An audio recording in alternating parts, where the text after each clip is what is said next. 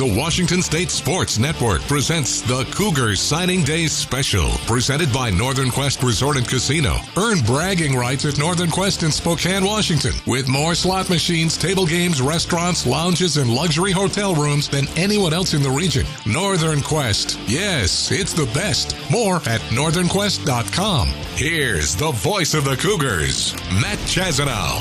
Hot off the presses, it's signing day. We've got ourselves new Cougs to announce. 22 of them right now in my hand have been printed out.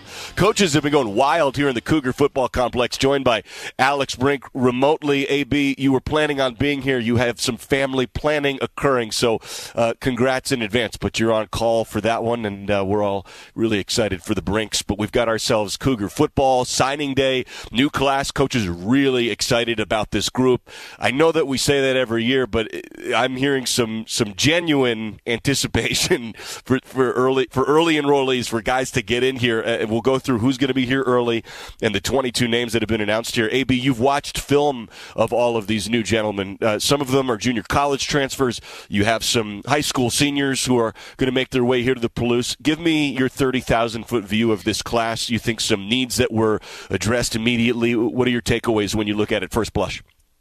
Yeah, I mean, I think there's, anytime you talk recruiting, you're obviously thinking about, how are you going to project these things out? What holes are you going to fill? I mean, I think 30,000 foot, when you step back, there's a couple big themes that I see. First of all, there's no doubt Clay McGuire has his prints all over this thing. You got 5 potential offensive linemen that could come in. You've got some in-state offensive linemen, which reminds me, Chaz, of guess what? Some pretty good in-state offensive linemen that Washington State has had over the year. When you talk about the likes of Andre Dillard and Abe Lucas and Cole Madison and Cody O'Connell and Joe Dahl, and I could keep going down the list, but I think the hope here is that a couple of these guys on the offensive line, in-state in particular, maybe hit big for Clay McGuire. You're also looking heavy at the DB position, and I think that is, when you think about, not only the loss last year of Jalen Watson, Derek Langford's going to be gone this year. You obviously have a great player in Shaw Smith-Wade already on the outside, but you got to kind of fill in some of those DB positions, so heavy in the DB ranks, and then hitting the JUCO side a little bit. I mean, I think that's,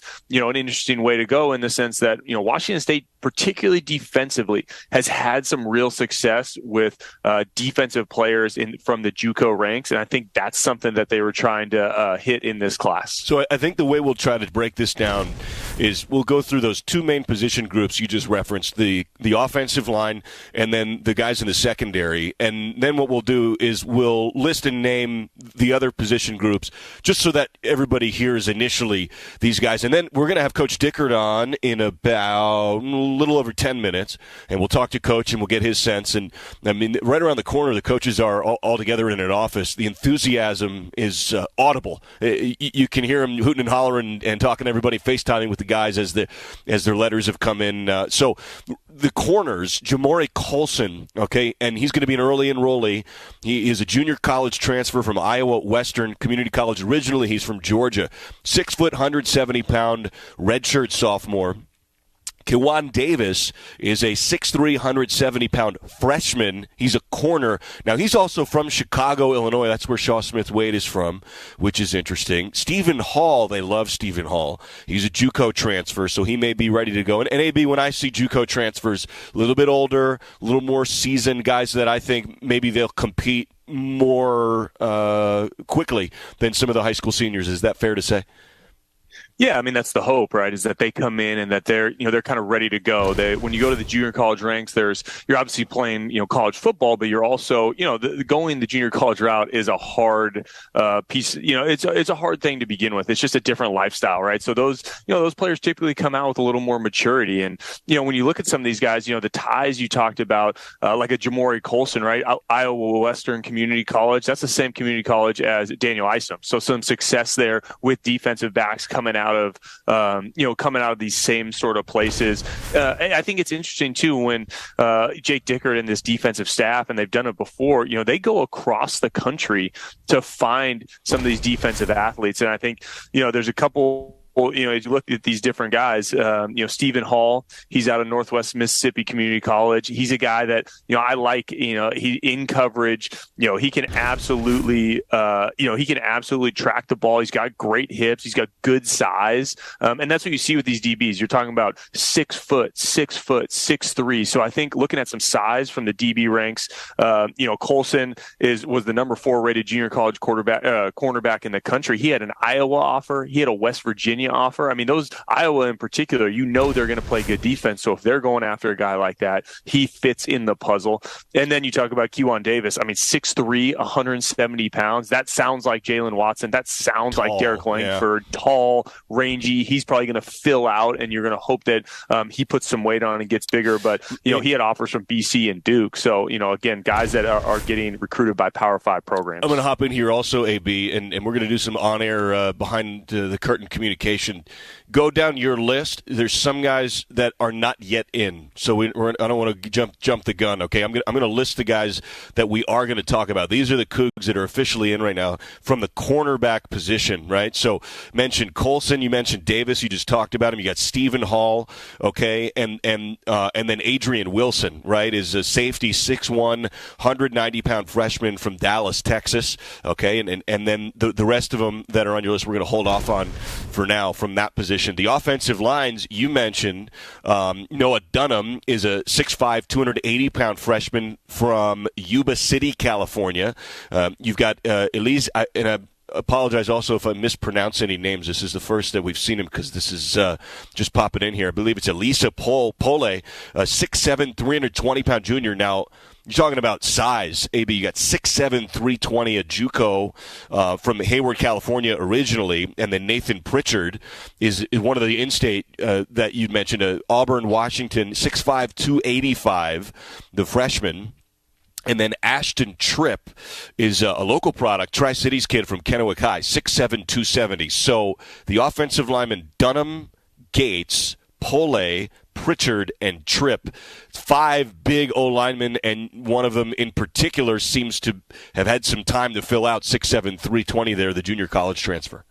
Yeah, and I want to touch real quick just because you mentioned him on Adrian Wilson, the safety out of Dallas, Texas, from Keller Central High School. He was a Colorado commit that flipped to Washington State, obviously because of some of the coaching changes with Colorado. But, I love the looks of him. I mean, he's a ball hawk. Every clip, it felt like on his film, was either an interception or a forced fumble or a fumble recovery. So you love seeing that. And he comes with, coming out of high school, a guy that, has played big time high school football. And so he's not going to be afraid of the big stage. Now, Chaz, you alluded to a lot of these offensive linemen. And I think Pole, first of all, it's a really interesting story, right? Every Cougs will remember Tony Pole, former Washington State defensive tackle who, this is his brother. And he didn't play any football in high school. He was a basketball player, as a matter of fact. And then as he finished his basketball career in high school and was thinking about playing in college, he talked to his brother. He said, maybe I do want to play football. And so he ends up going to junior college at Shabbat College and where Tony was coaching. And that is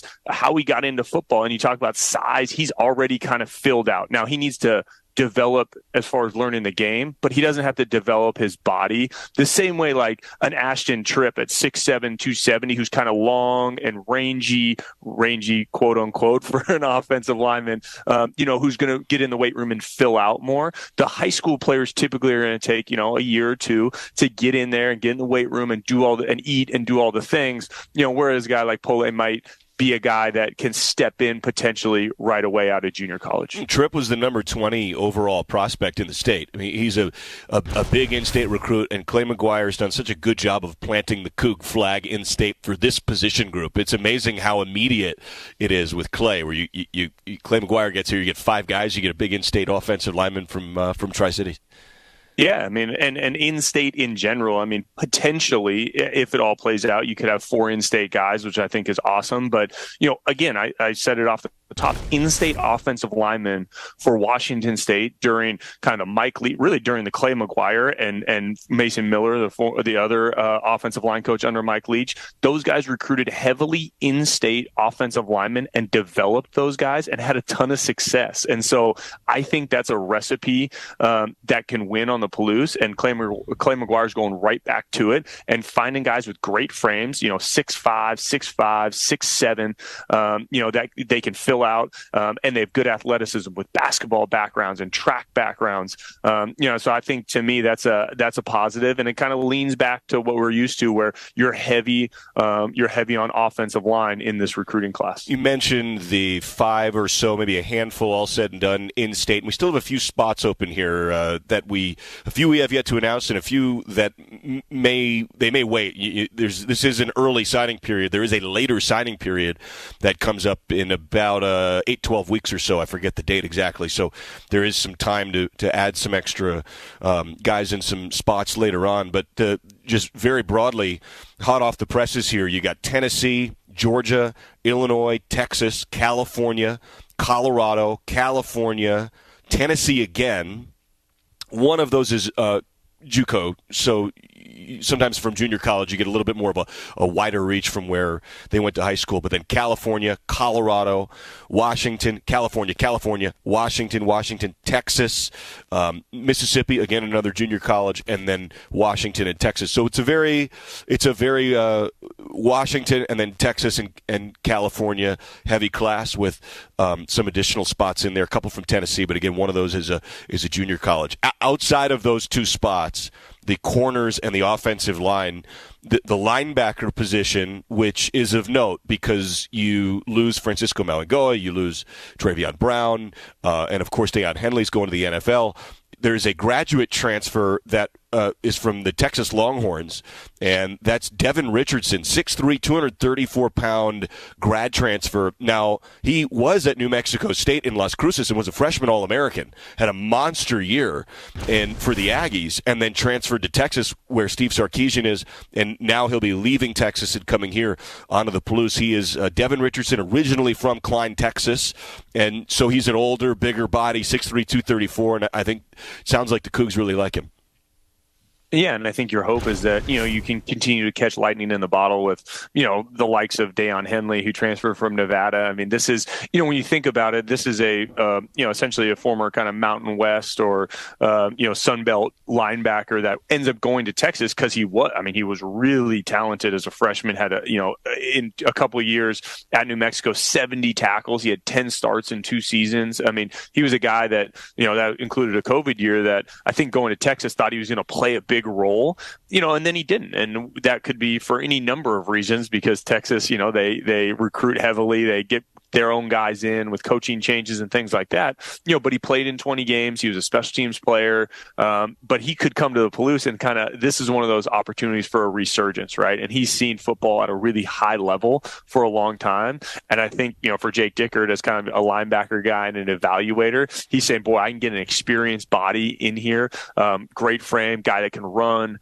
who's played and done it. And again, it feels similar to, getting a guy like Deion Henley in, who wants to come and play in the Pac-12. We haven't gone through every name yet, but we do need to take a break because in about 2 minutes, Coach Dickert's going to come in. Either a new commit just came in or somebody just called in on FaceTime, because I don't know if you overheard the bleed of the audio. Guys are going wild right now, right around the corner. The coaches are. We'll take a break, come back. We're live here in the Cougar Football Complex and from all across the Pacific Northwest.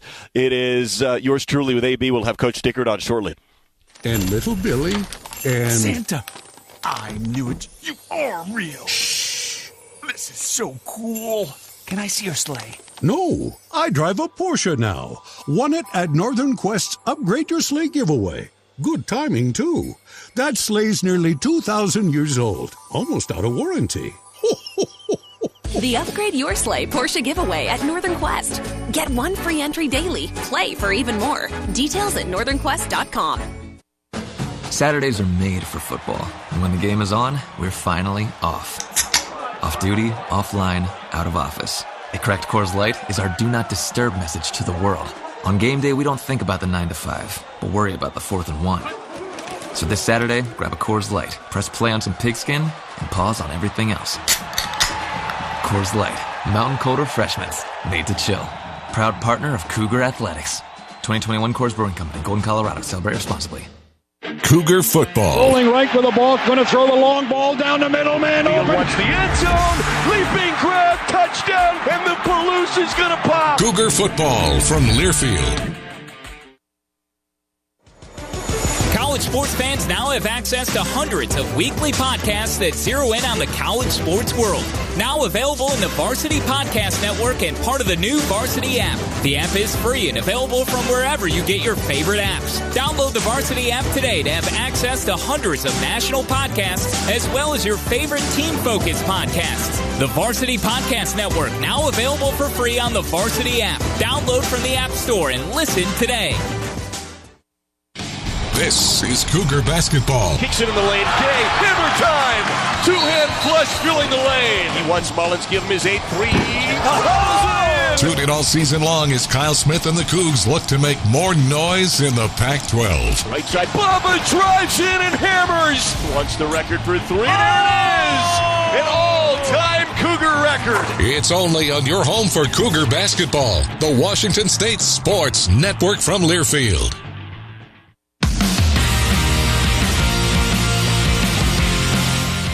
Back here live at the Cougar Football Complex, we got AB QB10 in Portland, Oregon, and we're about to be joined by Coach Dickert and some of the other coaches responsible for what seems to be a really exciting class here of Cougar football recruits coming in. Some immediate help, and then some guys that I know they're really excited to develop, and players they feel really, really good about. We went through some of the offensive line and some of the secondary as well. We alluded to the grad transfer linebacker from Texas.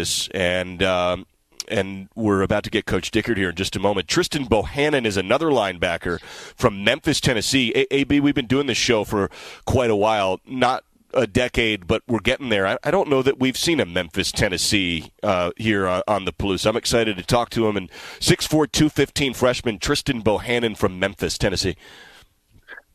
Yeah, I'm going to be interested to hear that story and how that, kind of how that played out. That's always fun to hear how those recruiting stories play, but I think when you look at Bohannon, first of all, he's listed as a linebacker, 6'4", 215. That tells me he might end up being a rush end for Washington State. So that'll be an interesting conversation, potentially with coach. But, if he is a linebacker, what I love about him is how rangy he is, right? He runs sideline to sideline. He's a guy that's, again, he's long, but he's got good burst. And so, it's something where when you come out of high school, there's a projection. Lots of times, safeties become linebackers become DNs sort of thing. And so getting length like that and getting guys that you can, have frames that you can put size and strength on is super important. That's the development piece. And look, honestly, Chaz, in this world that we're living in of NIL and transfer portal and all these things, the way Washington State is going to continue to have success is by developing players that might be a little bit under the radar. They might be group of 5 offers out of high school that they turn into all Pac level players. Ty Favai is another linebacker, 6', 215-pound freshman from Fountain, Colorado. Now, we have seen a bunch of Colorado over the years coming here onto the Palouse. Max Borghi always comes to mind as one of the most prominent, and then Devin Richardson. So those are the 3 linebackers currently.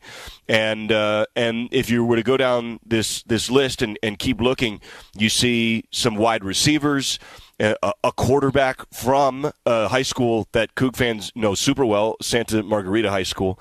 He's from Huntington Beach, California. Jackson Potter, 6'5", 190. I know I've buried the lead for you, AB, on the QB breakdown for this class. But you've got offensive line. You got a running back, Leo Pulalasi from Tacoma, Washington. And that is the class right there. I have not gone through the wide receivers yet. There are 3 of them. Carlos Hernandez, a 6', 180-pound freshman from California. Brandon Hills is a 5'10", 165-pound freshman from Colorado Springs, Colorado. And when I say freshman, I mean they're going to be freshmen. That'll be their eligibility next year. And then DT Sheffield is a 5'10", 180-pound junior from Corinth, Mississippi. And so junior, he's a junior college transfer. Both he and Stephen Hall are coming in from Northwest Mississippi Community College. AB, Jackson Potter. He's a 6'5", 190-pound freshman. He's a quarterback from Huntington Beach, California, played at Santa Margarita High School. Give me the Jackson Potter breakdown.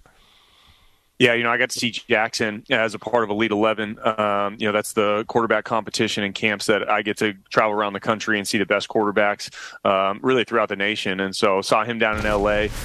He's big. He's going to kind of throw you back as a Washington State fan to the Drew Bledsoes and Ryan Leafs. He's 6'5". He's 190 pounds, so he's going to definitely put some weight on and get bigger. But what I like about him, he plays in a spread offense down at Santa Margarita. He's used to throwing the ball around the yard. He's got a quick release for a big frame, which is important, when you're a big guy like that playing at this level.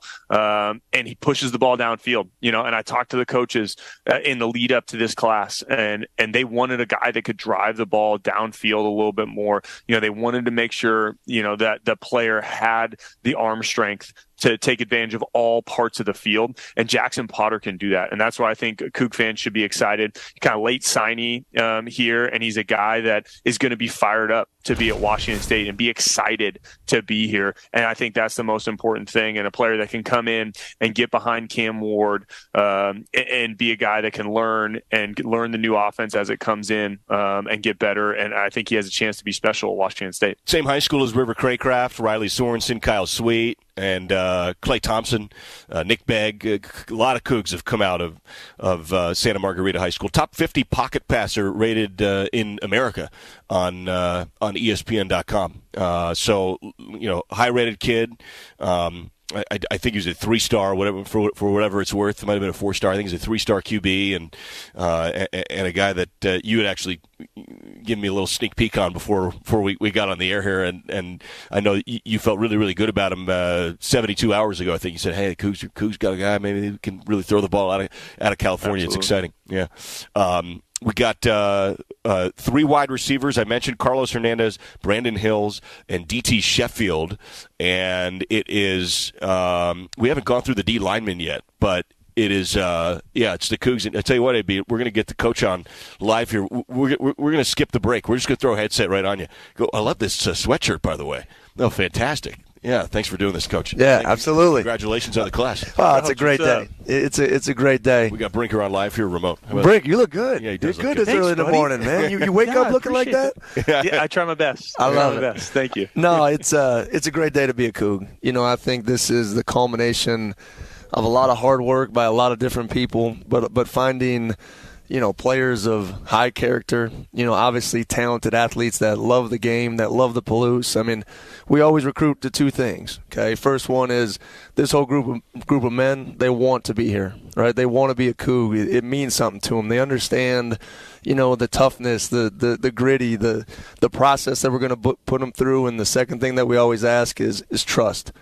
Families need to trust us with their young men. There's a group of people that have helped them get to this day, that we promise them that we're going to take care of their sons and we're going to grow them into the men that they're going to be in the future. And that is a process that, I can't tell you the responsibility that we own and accept, and we're going to put them through that. So it's them loving be here. It's them trusting us, and this is how you have great results. So this show being live, and this is a crazy day. If you get a phone call and you got to roll, we get it. I know. There's still some more happening, so we're excited about it. And that's part of the beauty of what this show is. Yes. That's all good. So if you got to drop a headset, you don't hesitate. But we're rolling through the class here. We see a lot of corners, a bunch of old linemen, and we see a handful, maybe more, from in the state of Washington. I know all of that was important to you. Yeah, I mean, let's start with the O-line. I think we're always going to be in the process where we want to sign 5 to 6 O-linemen a year. And I've said this before, because you don't put O-linemen in the microwave, you put them in the slow cooker. And I think Clay McGuire understands that, I think, better than anybody. You find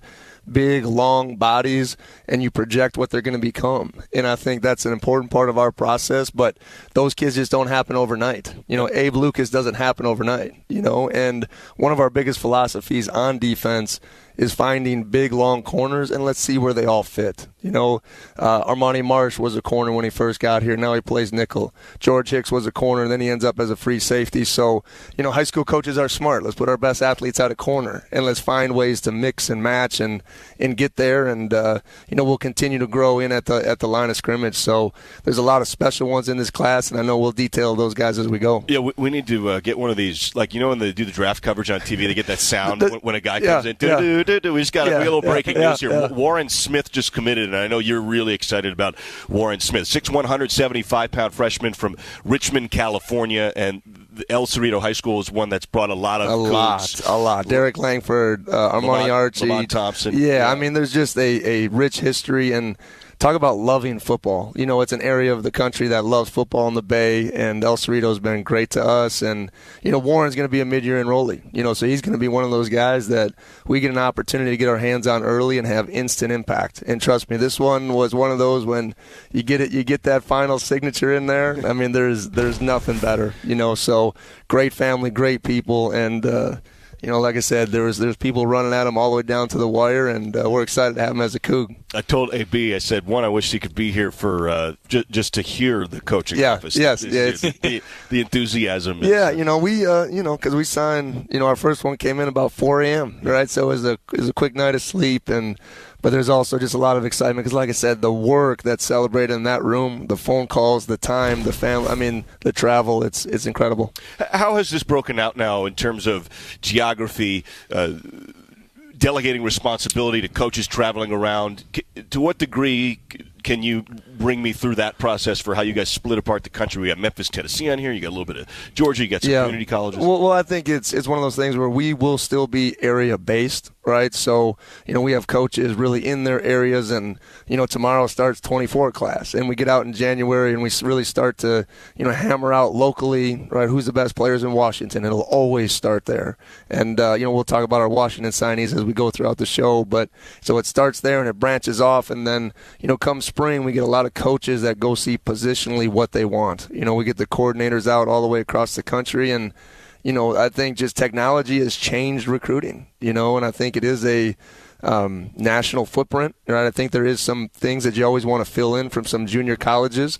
I think we'll always be a program that stays high school, junior college. I think the portal will be a couple things here and there to fill some holes, but, I think we have our niche and how we develop those type of players, and I think it's been proven here on the Palouse how to do it. In-state recruits at current, you got Trey Lechner, a 6'3", 215-pound freshman from Snohomish. Glacier Peak. And, Trey was really our first verbal commitment, all the way back in April. And, we just had a special moment on the phone, too, just to thank him for being the pillar of this class. And I think he's one of those guys that, on Twitter and Instagram and all those things, keeping that whole group just informed and up to date and excited. And he will be a captain here. I think Trey is one of those guys, just the sky's the limit for him. I think he's that different type of H-back that we've been looking for, a guy that can play in 11 personnel and flex him out and bring him in. And there's a million different things we can do, and he is an ultimate competitor. And those are some of the traits that we're really looking for. Also confirms the tight end's not going anywhere. The tight end's not going anywhere. There's no doubt. Let's anchor that down. Let's lock that. Yeah, I didn't even know that was a rumor out there. No, Chad. I didn't know. But listen, look. The tight end will stay, but we get to put our stamp on all these guys of finally we're really fitting specific traits to what we're looking for too. This is the first official recruiting class. Last year was. As we're kind of transitioning through, this is the full 365-day body of work. Right. First year head coach. First full year head coach. This is the first. Yes. This is that first group. You're looking at. You're talking about Nathan Pritchard. Yeah. From Auburn.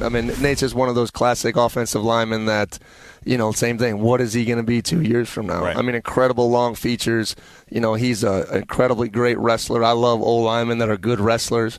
The fact that when you're in high school, you got to cut a little bit of weight to get to 285. That's the heavyweight class. Yeah, there's no doubt. So excited about Nate, Ashton Tripp, another kid right from the Tri-Cities. And you're talking all of 6'6" plus. We signed him.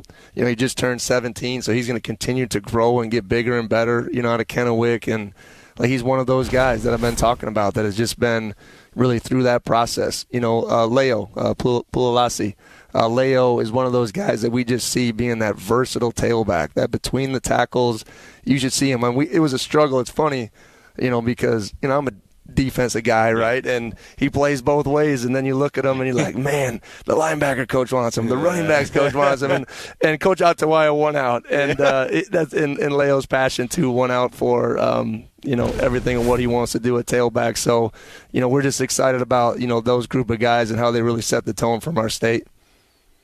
Coach, I thought it was interesting. You talk about Leo, you talk about Trey. There's a number of guys that played different positions kind of throughout their careers, and particularly at the high school level, and I wonder sometimes, right, particularly at Washington State, I mean, in a way, are you just looking for ball players? Like, do you just want guys that love ball and love being on the field no matter kind of what the coach is asking him? Well, one thing I always ask high school coaches is, why don't you play them both ways?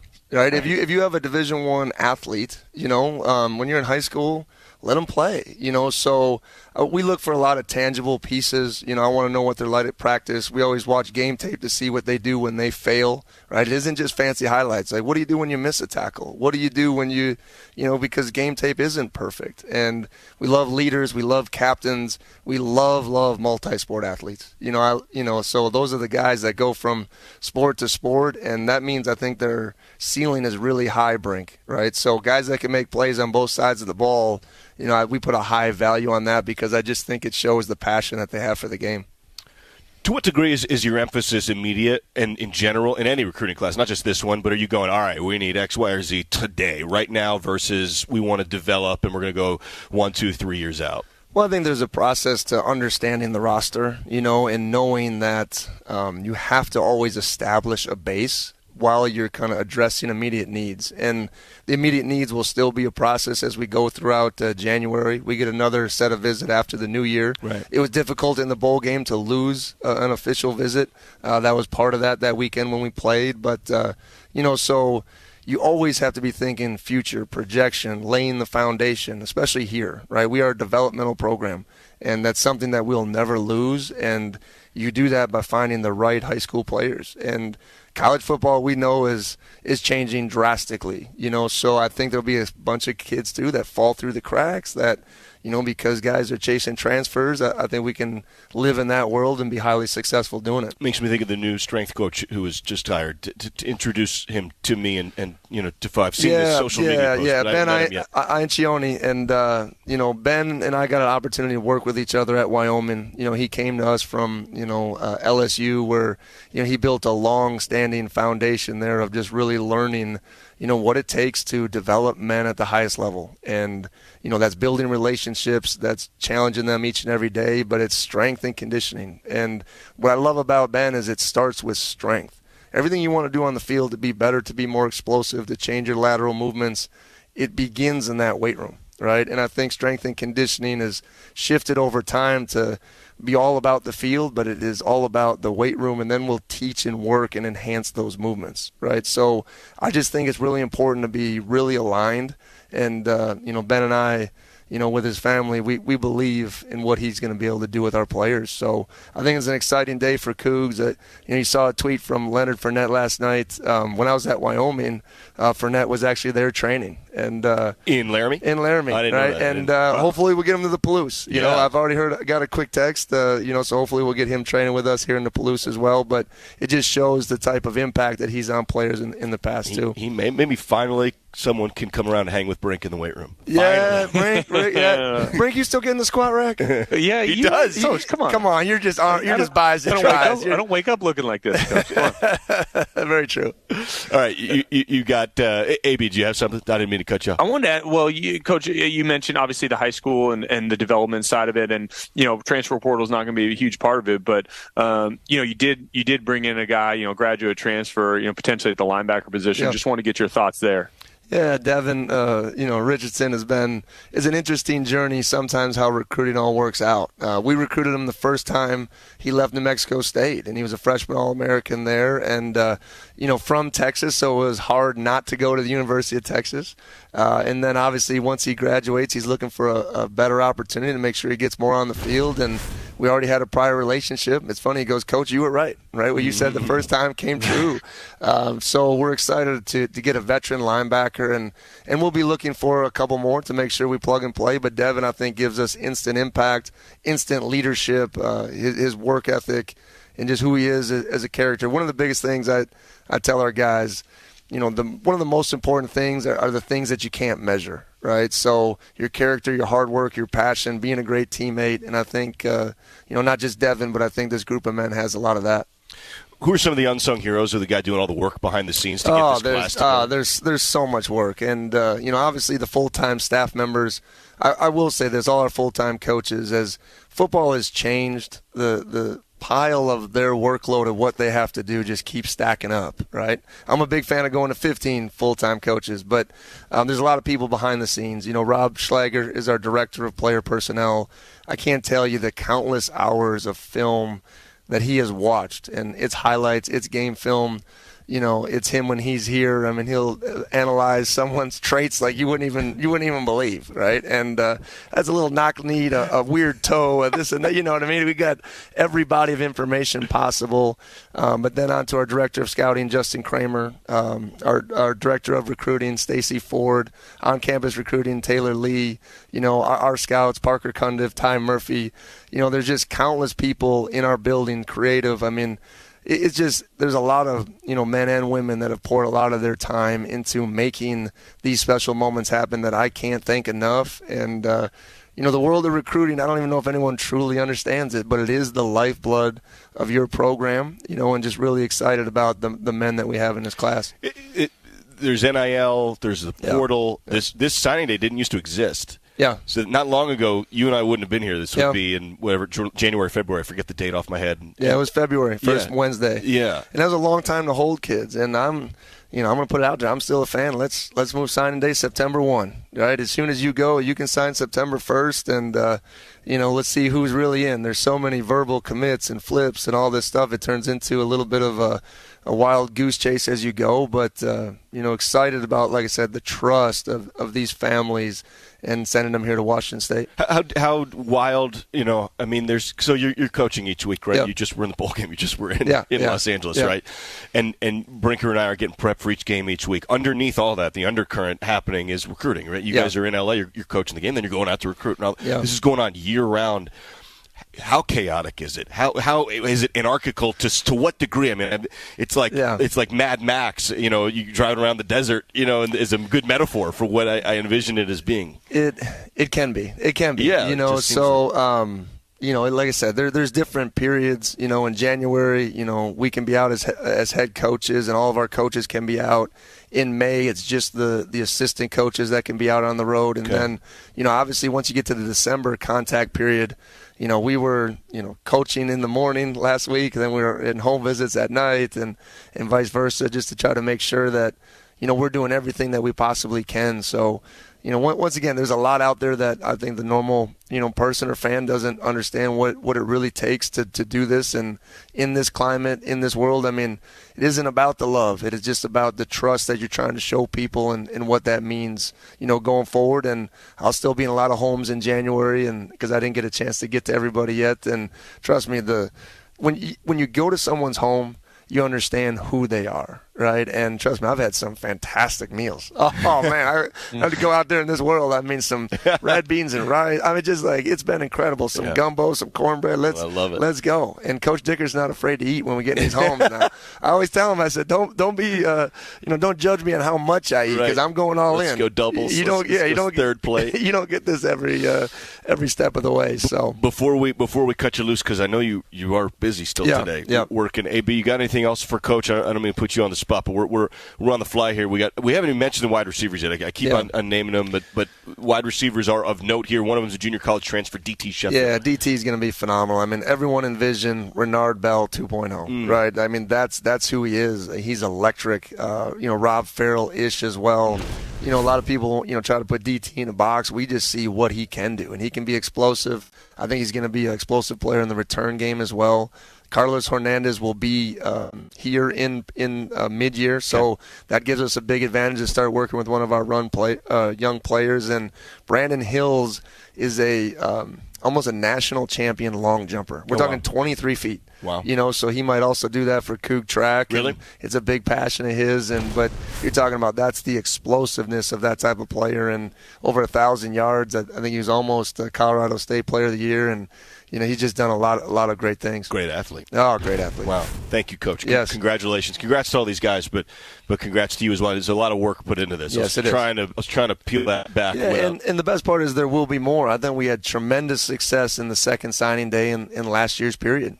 So we'll see how the dust settles as well. And we found the John Mateers, the Jalen Jenkins, the Roten twins, Kendall Williams, all guys that, we feel extremely excited about. So the process does continue. We're going to celebrate the heck out of this group, and, we're going to keep moving forward. We're excited about it. Can I ask you about other hires that you may be making at some point? I got a lot of Zooms in the next 2 days. There's been a process. Right. There's been the bowl game. There's been the signing day. We're checking things off. Not to mention we're taking the family on the Coeur d'Alene boat trip, getting ready for Christmas. Love that. So we're going to end up hitting up there for a couple of days before really making some great hires for our program, and we're excited about adding great quality mentors, men and coaches to our program. Thank you, Coach. Happy holidays. Thank you guys too. Happy holidays to all Cougs out there. Go Cougs. Thank you, Coach. That's Coach Dickert here. Signing day continues next. Running a business is a lot of work. Luckily, I've got a great partner. Oh, I think you. I meant U.S. Bank. I knew that. U.S. Bank Business Essentials is a huge help to us. Totally. Their comprehensive point-of-sale system does it all. Tracks inventory, manages schedules, customizes orders. Plus all the regular banking stuff. If only it could make coffee. Nah, that's your job. From point of sale to quick loans, we have many ways to make your business boom. That's what U.S. Bank is for. U.S. Bank. We'll get there together. Equal housing lender, member FDIC. Do you ever pay attention to overhead power lines? If you're like most people, you don't. But you should. Especially when you're working up on a roof or carrying a ladder outdoors. Kids who climb trees and fly kites and adults with drones need to watch out for power lines too. And on the off chance that you find a downed power line, stay at least 10 feet away and quickly call 911 and Avista. Always pay attention to power lines. It's your best line of defense. Avista, we just want you to be safe. Cougar football lives here. Up the middle, touchdown! 1 second left. Cougars on top. On the Washington State Sports Network from Learfield. Another season of women's and men's college sports is underway. Follow your alma mater or favorite team in their pursuit of the prestigious Learfield Directors Cup at L Directors Cup on Twitter and online at thedirectorscup.com. Trophies will be awarded in June 2023 to the winning institutions in all competitive divisions. Learfield Directors Cup, the crowning achievement in college athletics.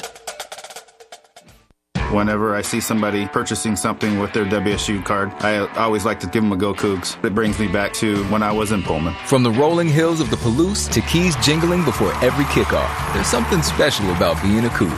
That's why BECU created the WSU credit and debit cards. It's just one more way to show pride for a place we all call home. Grab your WSU card today. BECU, power in people. Membership required. Restrictions apply. Call 800-233-2328 for details about credit costs and terms. Federally insured by NCUA. Member compensated for participation.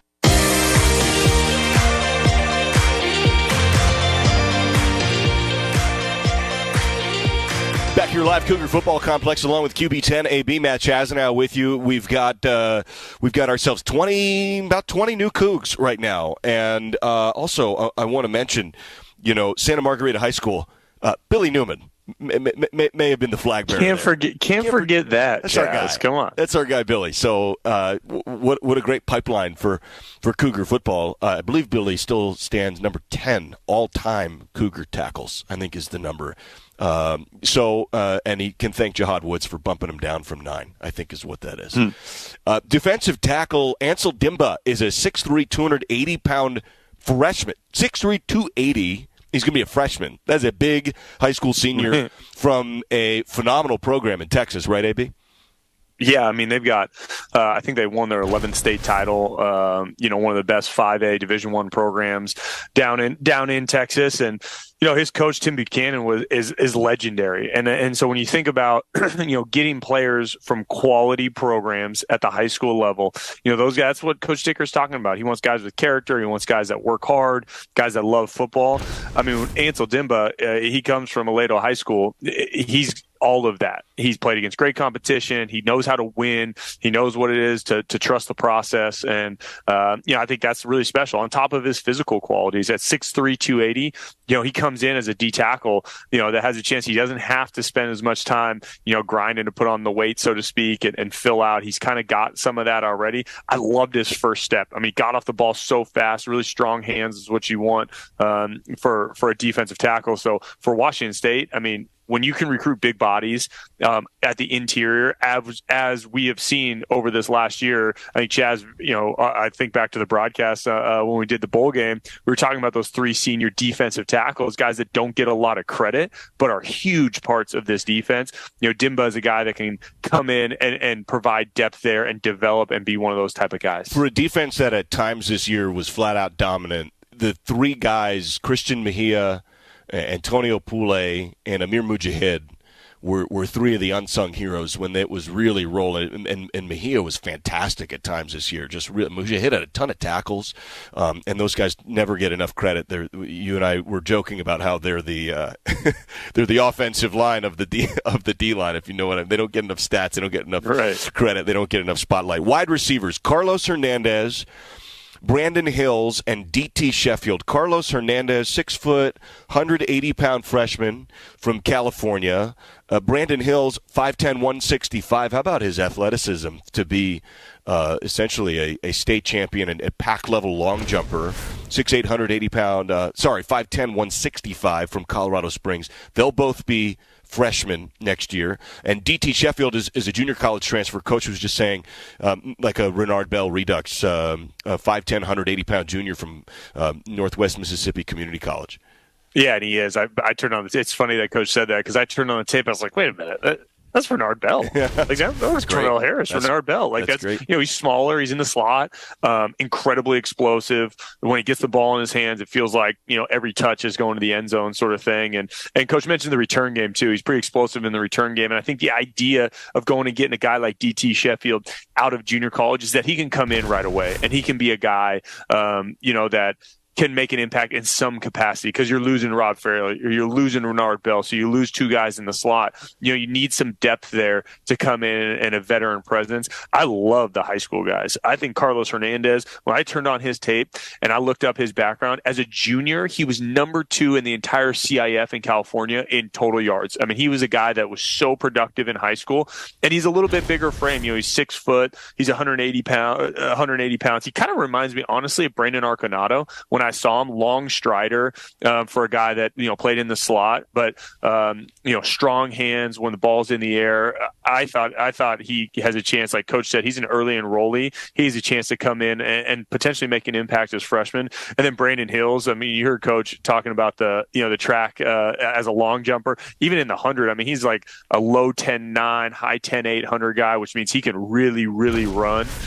So anytime you can get track speed at the wide receiver position matched with the skill set, to play, I think is a super huge piece to find success. And look, in whatever offense, I mean, Washington State's probably going to stay in the air raid family when it comes to offense or some scheme like it. So, you look at some of these guys at 5'10", 165 Hills, 5'10", 180. When you're talking about D.T. Sheffield, you don't need to have big bodies at the receiver position to play in these style of offenses. You need speed. And that's what Washington State got in this class, is they got speed.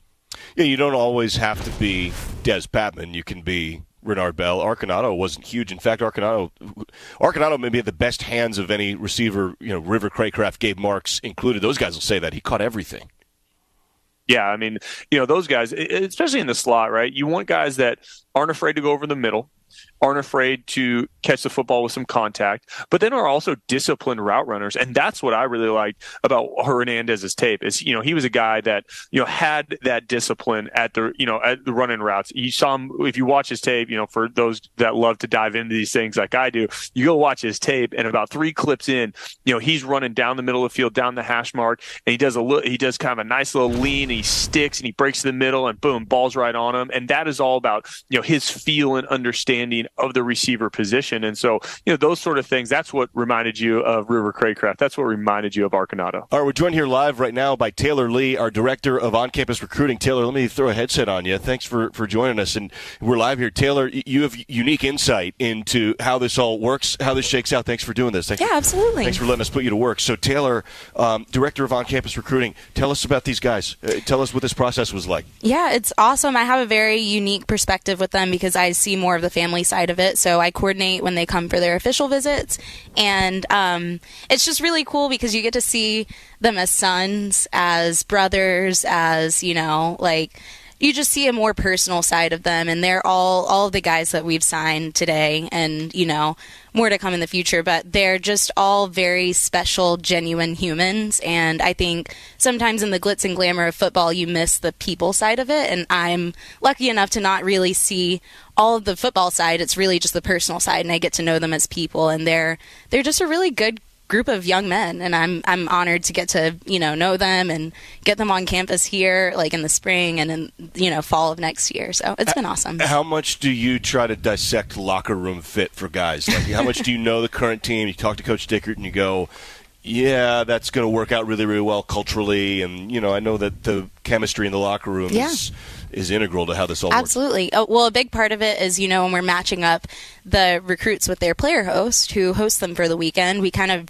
look to see who's going to be a good fit based on where they're from or, what year they are or what their background is. And I've gotten to know a lot of our current roster. I just started in August, so I've gotten to know them through that process, and it's just been really cool because you get to see a more personal side of them and then get to see them interact, and they're recruiting too, our current players. But I think that's always a thing that I take note of at the dinners and at the breakfast. How are they interacting with them? Does it seem comfortable? Do they feel like they're at home? Because that's really important to us. It has to make sense for them to come here, not just for, us to have them playing football, but they have to like Pullman and Washington State and our players and our coaches. So it's really important to me. Maybe you can speak to how important that visit is for any recruit, right? And the integral part on campus, that initial visit, right, where you're here and you're with another player, with a host. Yeah, I mean, and I'd love, Taylor to kind of break down some of that. I think people would find that fascinating. But I know from my own experience, right, I got up to Washington State on my visit, and, there's conversations about way more than football, right? You're talking about, I went and met with, folks from the sport management, the sport management department to talk about education, the honors college, because that was important for me, right? Obviously you're seeing the facilities and all these things. And so, I think, and honestly, I'd love for you to dive more into it, Taylor, about what the experience is for these athletes when they come on campus and why it's so important to a school like Washington State. Yeah, absolutely. I mean, like you kind of alluded to, we aren't doing the smoke and mirrors here. It's really about what your experience is going to be when you come to school here. So getting to know, we have great representatives from the College of Business that love meeting with our guys and all the different majors. We have a lot of people from different colleges that come and explain what that timeline and that process would look like for them academically, because as Coach Dickert says, he's the director of their future. So it's a lot more holistic than just the football part, like I said. And then we get them to know our nutritionists and our head of, athletic training and strength and conditioning. And sometimes they do like a little, like they get to be in the weight room and just see what that feeling is like. And our strength coaches are so energetic, and you just kind of get, we try our best to mirror what the experience is going to be like for them. And it's fun to do the cool dinners and the fun events and all of that kind of stuff. But what's really important is that they get a peek into what their experience is like when they actually come to school here. So we take them on campus, let them see the Cub, let them see the walking distance from, Northside dorm to here, and just feel what their experience would truly be like once they get here. You doing this every weekend? You doing this, how does this work? What's your life like? Like, is this just constant and unending? So there are obviously pockets of time where you're able to do visits. We kind of had an interesting schedule this year because of our bowl game. It took away one of our recruiting weekends. So we did a lot of recruiting on game day weekends. So we would have a couple of guys come up. For Apple Cup, we actually had 6 guys come on a visit. So, the numbers can kind of fluctuate based on what you think is going to be. I mean, the environment of Apple Cup was so incredible, that led to a lot of positive feedback and energy from the guys that, committed while they were there. And so we then had 2 pretty big weekends in December, the first 2 weekends in December before we hit the road on Tuesday. And then the spring we'll do a couple more, and it'll be a little bit more trickled through. But June and December are the pretty big months for doing the bigger visits with more kids coming. Getting kids in. Yep. You're here in June and then December, and then you're coordinating with housing, food. Absolutely. Probably, the weight room, like you said, Yes. Coach Dickert, the assistants Yes. who's available, because some guys are on the road and they're recruiting. Right. It's a crazy, there are lots of spreadsheets and lots of, I feel like sometimes I'm a detective with all the different things I'm trying to coordinate and get together, especially, in December when people are starting to check out for the holidays or people are starting to, move on and do their things. It's always a happy ending when everything comes together and everything's in motion. Everyone's together sitting down for a meal, and we finally made it here. So congratulations! Yes. Thank you. Yes, Yes, it's very exciting. It is. I know a lot of work goes into it. Yeah. It really does. So Yeah. congrats! Thanks for doing this. Thanks for putting Thank you so that much. Yeah, for Thanks. sure. We've got ourselves signing day here as we continue. It's I think we'll get defensive line coach Caligas next, as the Cougars have 20 or so new Cougs here on the Palouse. Signing day continues next. At Northern Quest, 'tis the season to celebrate however you want. With steaks at Maslow's, holiday cocktails and festive nights at Highball, holiday gift cards, unique shopping at Windfall, free family fun at Questmas Village, and our larger-than-life gingerbread house. And after all that, join us to ring in 2023 at the hottest New Year's party in town. Get all the holiday details at northernquest.com. This is Cougar basketball. Kicks it in the lane. Gay, hammer time. 2-hand flush filling the lane. He wants Mullins. Give him his 8-3. Tune in all season long as Kyle Smith and the Cougs look to make more noise in the Pac-12. Right side. Bubba drives in and hammers. Wants the record for 3. And there it is. An all-time Cougar record. It's only on your home for Cougar basketball, the Washington State Sports Network from Learfield. This is the Washington State Sports Network from Learfield. Saturdays are made for football, and when the game is on, we're finally off. Off duty, offline, out of office. A cracked Coors Light is our do not disturb message to the world. On game day, we don't think about the 9 to 5, but worry about the 4th and 1. So this Saturday, grab a Coors Light, press play on some pigskin, and pause on everything else. Coors Light, mountain cold refreshments, made to chill. Proud partner of Cougar Athletics. 2021 Coors Brewing Company, Golden, Colorado. Celebrate responsibly.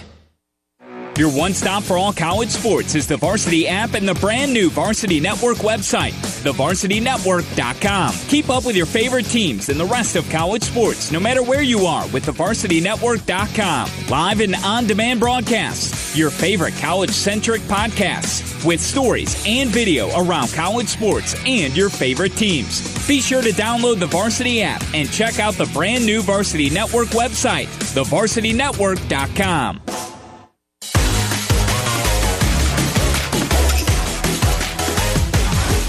Back here live in the Cougar Football Complex. Really pleased to be joined by one of our favorite guys, defensive line coach Pete Caligas. As we actually get the opportunity to do a little fist pound in the glass for home games at the booth up there. That's behind the curtain. But I always enjoyed that. It's a little pregame ritual. Yeah, it's really, really fun. We're here with Alex Brink and Coach Caligas. Coach, congratulations on this class. What's your region? What were your recruiting responsibilities? I have the state of Washington, and then after that it's by position. So I had the DTs. Well, I've heard exciting things about Ansel Dimba. Tell me about him. When I think about Ansel, the one thing that comes to my mind, number one, is he's got a heart of a lion, but also how he was raised by his parents and what he stands upon, the type of young man he is. He's going to be a pillar When it comes to, he always has joy in his heart. He's always got a smile on his face. You know, his signing party today is going to be 200-plus people coming by to thank him as he goes on the next journey. So his parents did an unbelievable job raising that young man, and I'm really excited to get an opportunity to work with him.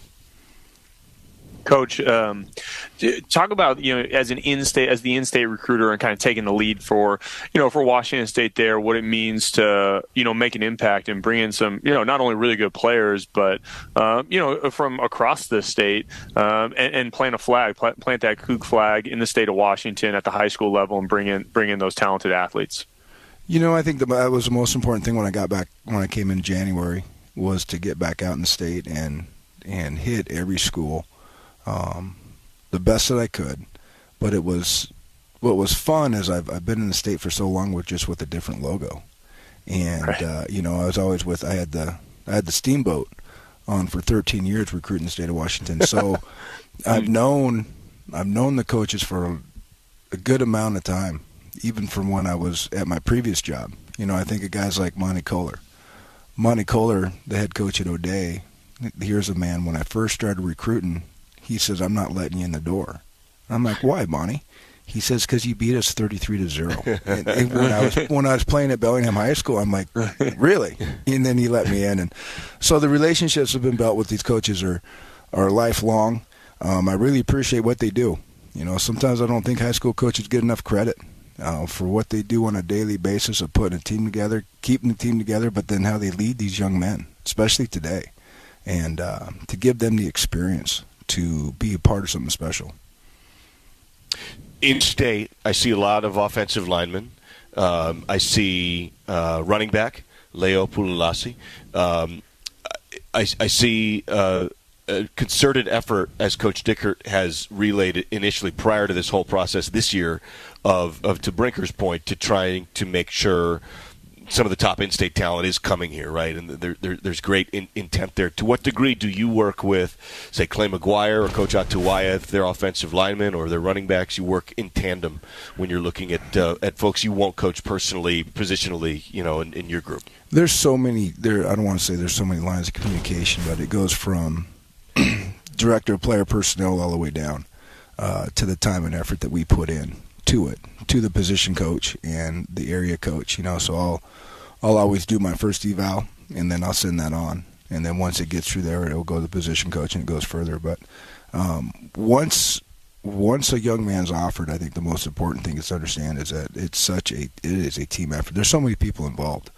And not only here, and I know we talk about the fifth floor and everybody in this building, but when the young man comes on a visit with their parents, I mean, I can't thank the community enough, from the professors that take their time to come speak at luncheons to the restaurants that take care of our visits and our parents when we show them around. So to be a part of this family, that's what's really special about being here, because that is what every parent, when they leave, that's what they say. They can feel the community, they can feel the love, and they can feel the family. I want to go back in time a little bit. You were an All-American in track and field and shot put, right? So you're a premier multi-sport athlete yourself, right? And we're talking like 1996 Olympic trials. You're there, right? Right. How much do you like multi-sport athletes? How much do you, I don't want to say prefer, but emphasize and encourage football players to do more than just football? I encourage it. I think it's vastly as important. Number one, because I think you're not going to overtrain for one sport. You're not going to burn out, but you need different movements. And to allow, put it this way, when I was a sophomore in high school, I remember I lost weight to wrestle at 191.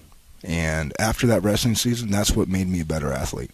Through flexibility, mobility, but then also to be able to have to fight for 3 rounds, one-on-one. You had to have a different grit, different mindset of competitiveness. And not saying my dad instilled that in me too, but it's I think it's important.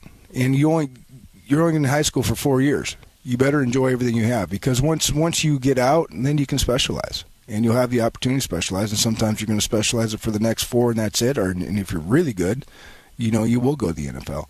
But I think it's important that kids, they do more than one and don't sit in one spot.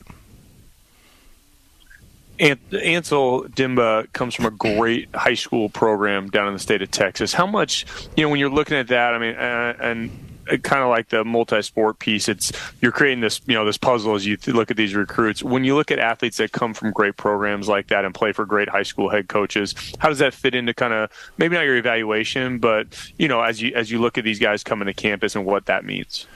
Well, that's a really good question. Because we look at so many from all over, and what talent and what's their ceiling and how you're gonna. I think the important thing with that question when you say is that he's got the foundation of a winning program. He's got the foundation of the work ethic. He's got the foundation of what it's going to take, and he's already got the wins driven in him. And winning, I'm not saying winning is important. And so when it comes to a weekly, so just talking to him last night. And I said, what's the first thing you did after the state championship game? He goes, Coach, I slept for about 24 hours. And I said, it's been a long, long season, hasn't it? He said, yes, sir. And I said, well, can you explain that to me? And he said, well, because they practice at 6:30 in the morning, too. Right. And he said, Coach, I was up every morning at 5, and I was mentally getting ready. And he said, my body just was worn down. And I said, you don't realize what your body does, adrenaline-wise, as you're going through it. And then so little things like that, and that's what I love about Ansel, because he reflects and he understands it, and so we can share those thoughts and ideas together. So that's what I would say. The foundation that Ansel's coming from, Aledo, it's been instilled in him. I don't want to assume, you mentioned in-state, but take me through your process with Trey Lechner. Coach Dickert said he was kind of the initial recruit of this class, 6'3", 215-pound freshman, will be a freshman next year, currently listed as a tight end. Yeah, with Trey Lechner, I remember seeing him last year. Had a chance to see him at the school early on, and then I watched his tape. Trey Lechner, what was electric to me was his tape showed his heart. He played with his heart on his jersey. And then when you got a chance to meet him and talk to him and get to know him more, I love his character. I love his toughness. I love who he is. I love what he stands for. And what I would say about Trey, he actually uses the word commitment in the right way. Because when he committed, he was committed. And he didn't waver. And I think too many kids these days don't understand what commitment is anymore. And I don't think kids should say, if they're not committed, don't commit. And use something different. Say, I choose to go to this university, because people use the word commitment, and it's not meant what it's supposed to be anymore. It feels like the process of the signing day recruiting in general it feels increasingly chaotic. Is that fair to say, or is that just kind of getting caught up in the moment a little bit, maybe of flips and? No, I think it's always been the same. I think it's always been the same. You flip, guys get flipped here and there. Near the very end, I think it's just more chaotic now with the NIL, as everyone knows what's been going on with that. That's where that's what's been really difficult for me this year. The whole recruiting scene has changed. And what we've learned is right now it's not a lot about relationships, where it used to be you could compete with another program, another coach, because the relationship you built with the family, the parents, and the young man, and it's not coming down to that anymore. Can be a little more transactional, maybe. It's a lot more transactional. Yeah. Nathan Pritchard, Auburn, Washington offensive lineman, 6'5", 285. He was one of yours as well, wasn't he? Yes, he sent me his picture on the podium from the wrestling state finals, and I was like, yep. And I saw him also. I watched his tape and what he could do, and you also what he's going to become is really exciting. When you're a D-line guy, right? You're coaching D-line. Do you feel like that gives you unique insight a little bit in the offensive line recruiting and knowing what would be harder to beat You're looking at Nathan Pritchard.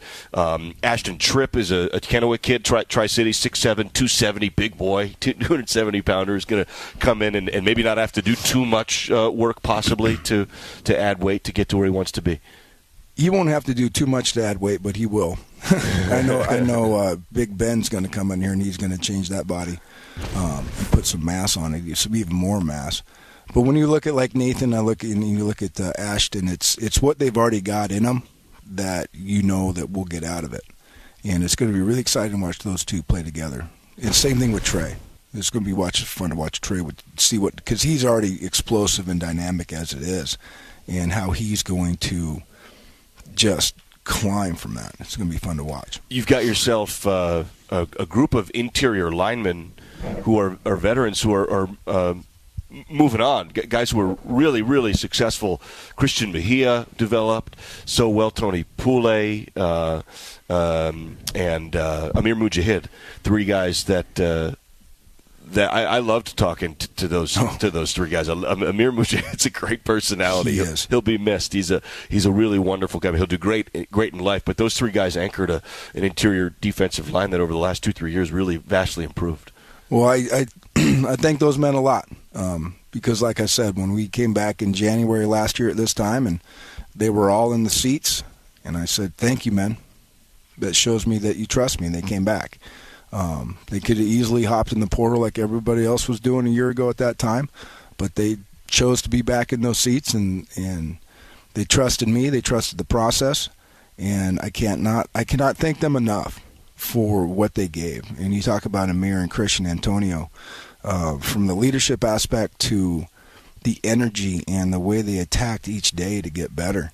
They were really, really fun to coach. And main thing is the foundation that they've laid.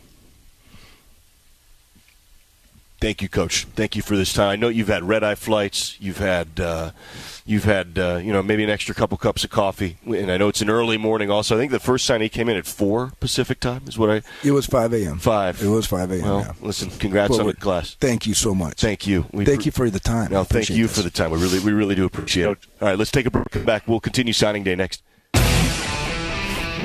Another season of women's and men's college sports is underway. Follow your alma mater or favorite team in their pursuit of the prestigious Learfield Directors Cup at L Directors Cup on Twitter and online at thedirectorscup.com. Trophies will be awarded in June 2023 to the winning institutions in all competitive divisions. Learfield Directors Cup, the crowning achievement in college athletics. When you set up a savings goal with U.S. Bank, it grows with you. There's no limit to what you can crochet. Can do.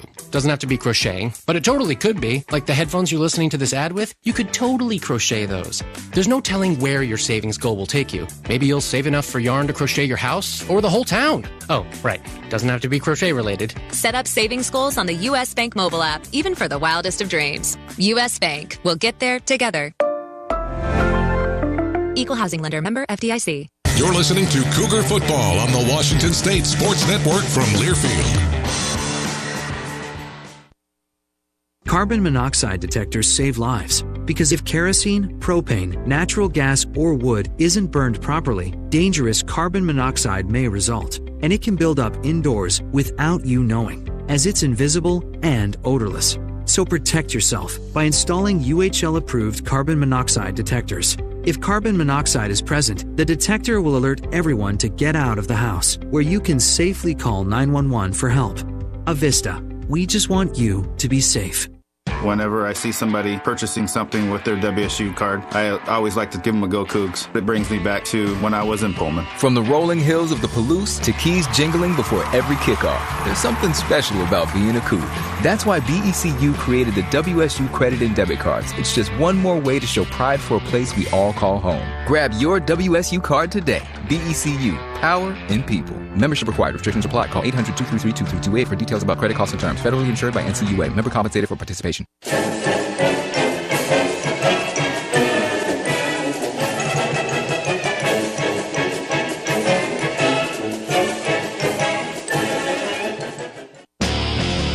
You're listening to the Cougar Signing Day Special, presented by Northern Quest Resort and Casino. Francisco Malingoa takes the bragging rights at Northern Quest in Spokane, Washington, with more slot machines, table games, restaurants, lounges, and luxury hotel rooms than anyone else in the region. Northern Quest. Yes, it's the best. More at northernquest.com. Airs it out once, Bell, right sideline, leaping grab, touchdown! Here's the voice of the Cougars, Matt Chazanow. Back here live, we're talking ball. We've got the QB 10, Alex Brink, with us. We just spoke with Coach Caligas, who works so hard and is heart first. I mean, AB, we love Coach Caligas. Like he's as good as they come. He gets you fired up because he's just all in. He's such a passionate guy. Yeah, I just love, I mean, he's obviously, when you're recruiting, you're recruiting on physical traits and what they, how that's going to translate to the field. But to your point, with Coach Caligas, he's talking about heart and love and family. And, those are the sort of things that are the intangibles that go on top of the physical side of it. And it makes you appreciate why players love playing for Coach Caligas, because he's so invested in who they are as people, as well as their success on the field and off the field. And then in the recruiting process, right? He said it, and it's true that, recruiting is becoming more transactional versus relationships based, but there is no doubt that a man like Pete Caligas on the recruiting trail is a force to be reckoned with, because he builds such great relationships, and because he puts the athlete first and the family first, and those sort of things that shows through. I mean, it showed through in that interview and his conversations, here, and it's the same way when he's in person with athletes. So I think we're lucky as Cougs to have a guy like Coach Caligas on staff. Yeah, AB, we have this conversation every year. The Coach Caligas makes this come to mind, and you have to have a baseline foundation level of talent, and there needs to be a certain amount of physical gift that is there. But a lot of the guys that Coach Caligas and Coach Dickert and the staff looked at, they have that. And the Coach Caligas is the kind of guy who can suss out the toughness and the heart and the mind that is not, bench press reps and 100-yard dash time and things like that are maybe the difference between a three-star who develops and a three-star who doesn't, right? Yeah, I mean, look, football is a hard sport. We play a very difficult sport.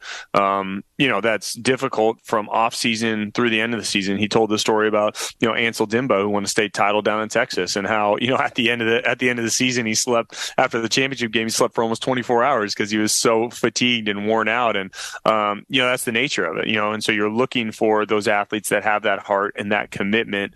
And to your point, Chaz, it's, once you get above a certain base level of physical tools, it's all about want to at that point. Now, there's some incredibly special kind of otherworldly level athletes, that it may not apply to quite the same, but for the vast majority of athletes, and particularly the ones Washington State is recruiting, you want the guys that have the requisite physical tools, but then on top of that have all the other stuff, because that's what's going to make them special. And they're going to be the difference makers. We've seen it, time and again, at Washington State and in Pullman, athletes that are under-recruited or overlooked or, underdeveloped out of high school end up being, the best version of the player, that you want them to be when they get to school and when they get to Washington State and they get a chance to be in that weight room and be around those coaches and other players. So, I think that mindset, that idea, even more so now in the world of NIL and transfer portal, matters so much when you talk about trying to bring in athletes and develop them and make them better. In some ways, is this a problem? I'm doing air quotes for those who are listening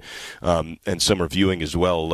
Is it a problem that now solves itself a little more easily? I mean, if it's purely transactional, that there's just not going to be as much want to in the, if it's a hard day, week 10 in the cold, and it's not about heart, right? In some way, it feels like something that resolves itself. Yeah, I think it does resolve itself. And I think there's some knock-on effects with all of this. And Coach Dickert alluded to it, and I thought it was actually a great point in that in this world of transfer portal, you're actually might end up finding more athletes, high school athletes in particular. I've heard a lot I'm in this high school space. Like I hear a lot of it.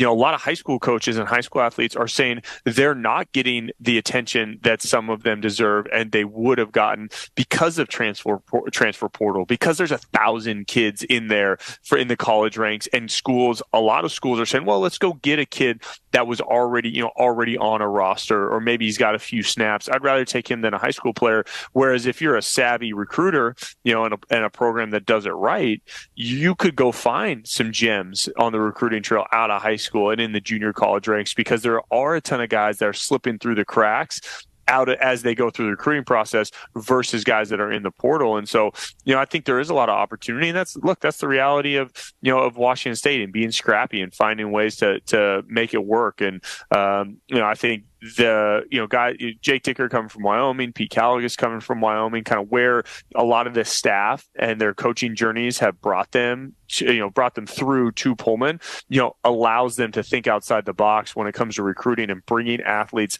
onto the team and finding ways to fit them. You heard Coach Dicker talk about bringing in a bunch of corners that who knows if they're going to play corner in the end, because they're just phenomenal athletes with great ball skills and great size. And, that mentality is what wins, in my opinion. Coach Dicker mentioned that there still will be some portal, right? You had a lot of success with Dan Henley and Grant Stevens, and those were kind of later guys, and it wound up working out. But for the most part here, this is a class packed with freshman eligible kids out of high school and then a few junior college kids. But you had alluded to something that's really changed a lot, and that is that high school kids to some degree are now being shoved down a little bit because the transfer portal is so active. It almost opens up opportunity if you're just willing to recruit high school still and develop, then maybe you have more opportunity your way than you would have had even 5 years ago.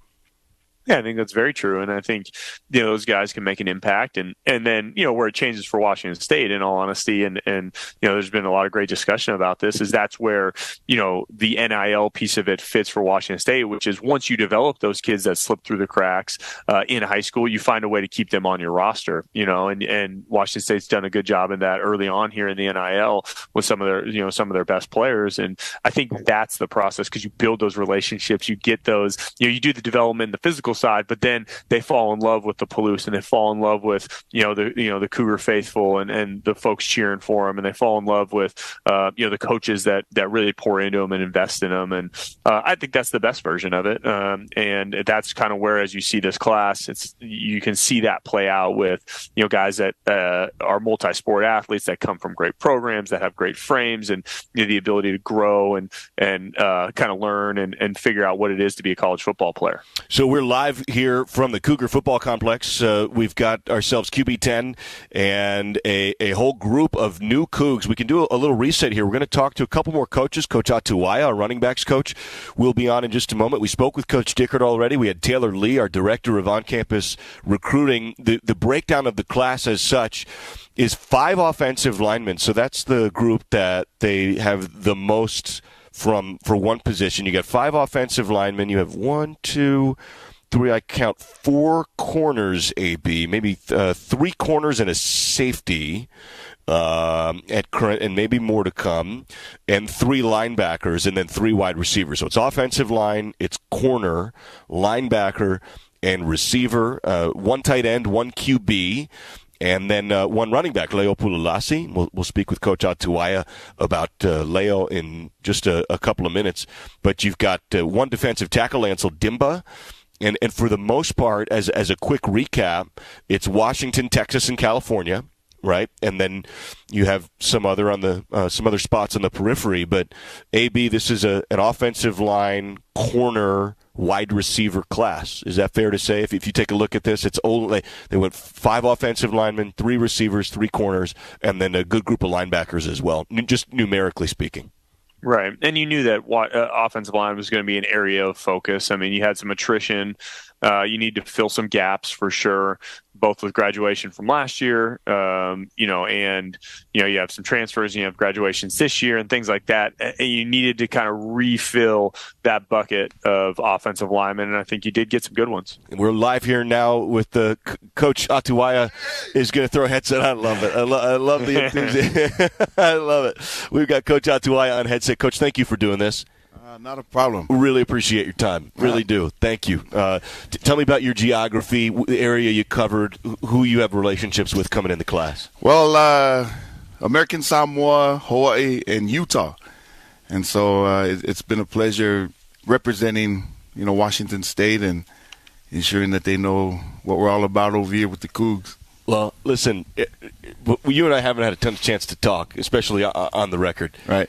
Everybody loves your social media presence. I don't know. Loves it. I love Maybe it. they need to find new hobbies. I don't think or so. something. I don't think so. I think that's a little humility. That's a little humility. I think you know. All right, so help me out then. Leo Tulalasi, I know as a running back, I associate with you because running back's position. Exactly. So Leo and his family, Mike and Jackie have been a great asset to our program. I was so grateful that they, entrusted us with their son, and especially being a local kid, playing at a local school and representing everything that we're all about. Leo is one of those that will be in the future. Something that we're going to try to emulate and ape as we start recruiting. I heard Coach Caligas on here earlier, and his area and his expertise, and not to forget even Coach Whitworth. His ties here in the Pacific Northwest. The both of them, and being able to work alongside them to find these young men that we know fit us and fit the direction that we're going. I think it's going to be a great formula moving forward. Coach Alex Brink here. Brink, what's up, man? What's up, my man? How are we doing, man? Where you at now? Man, I'm in Portland. My wife is due imminently, so I couldn't get stuck up on the Palouse with you guys, right? And miss the. You have any more eligibility left? Huh? Bring you out and throw the rock? We don't need. You don't want that, Coach. I would break. But you got to tell me, Coach, about Leo. I mean, 6'1", 210. He's a big back. You put on the tape. He's out there playing wide receiver half the clips, man. Like he looks like he could do a lot for on the offensive side of the football. He can obviously line up behind center, but then he can go play and catch the football out of the backfield. How important is that for you when you're evaluating running backs? Yeah, his multiplicity really helps out. For us when we started recruiting him, that was one of the first questions we asked. Where do we see him? And after watching his film, all of us, the defensive staff and the offensive staff just said, let's just ask him and see what he wants to do at this level. And luckily for me, he was like, I want to play offense. So, we recruited him in that fashion. And like you said, I think his biggest asset for, such a big guy is that he has really soft hands. He's able to catch away from his body. He's able to, contort so that he can catch, really weird balls, and you can see it in his film. Also his defensive highlights are awesome because he's really tough, and right about now there's ample ways that you can go about with defenders, trying to beat them. And for that young man, his strength and his ability to to catch the ball and then also to just break into the open field and do what he does is going to help us out in the future. So happy about that. Who else on here did you talk to other coaches about? What were your other regions? Did you have any other relationships with kids on this? What's great about the way Coach Dickert has designed this is that we all, on an everyday basis, we're talking to these young men. Is that right? And so, and I think it's brilliant in that we are able to establish relationships not only with your position coach but with others. He was in the sense that Coach Dicker wanted me to build relationships with not only my position group but with others that I have familiar background with or know their family and have known for ages. So. Yeah, there's a lot, and I don't want to misstep and say a few as their names are still coming through right now. Yeah, I got you. I hear you. Yeah, but for most of the Pacific Island kids and especially with the wealth of Polynesians that have played here at Washington State, making sure that is facilitated going into the future. I feel like. We're in good hands right now, and it'll stay in that realm. One guy I think, Coach, that is official that's on here that I want to get your thoughts on is Ty Favai. He was a guy that I was reading an article, sounded like you might have had a relationship with. I just saw him as a backer. I mean, physical, kind of in the tackle guy that can really go and hit. What was the journey with him, and kind of where you see him fitting? Well, Ty and Clint and Fran, they came here on their recruiting trip, and we just hit it off. I know Ty's upbringing. I know his family, and the Favai name where I'm from, is known, and so yeah, it was nice to build that relationship with the youngin, and to see that all play itself out where now he's an official Coug, and I can't wait to see him do his thing. His style of play and the way he goes about handling his action, I'm pretty excited to see him do that. I think we do a great job in identifying and the minute things that you need for young men to be successful here, especially in Pullman, and he fits all those categories, and we're elated to have him. Coach, you had such a great playing career yourself, and then as a coach, as you've been coaching a long time now, you were in Charlottesville for a while, you're here on the Palouse, you come over here into a pass offense, right? And you're running backs coach in a pass offense, right? You come over, you go, okay, well, pass blocking is going to be a huge part of this, right? Right.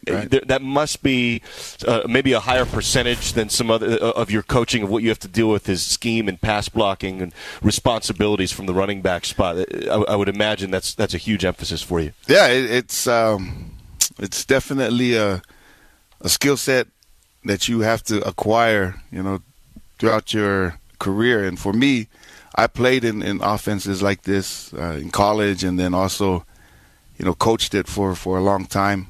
And the role of a running back sometimes it is an unsung deal, but if played right, you get the rock and you do your thing, and then also you work on these aspects that really hone your skills and help you to get to the next level.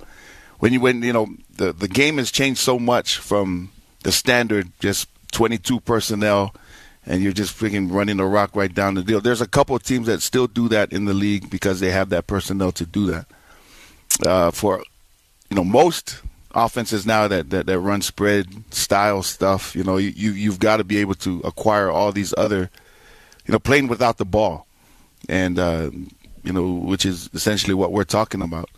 So, guys like Leo, their skill set, and then honing that into what we plan on doing.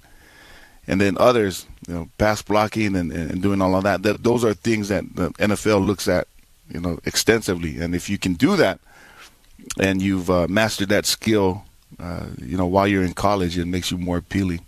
That's what I've been told is like pass blocking is actually really what they look at. Like, if you're at the NFL level, if you're there, you can run the ball. Right. But if you can't identify the blocking scheme, you're out. I mean, the QB, Brinker knows all about that.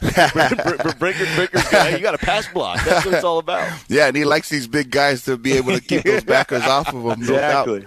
No doubt. Yeah, I want like an extra offensive lineman in there, but that can run, right? Exactly. Run. The ones that can just dump them off and go, get your first He's down. He's a huge H-back guy. He loves the H-back. Thank you, Coach. Congratulations. I know a ton of work goes into this, and thank you for throwing the headset on.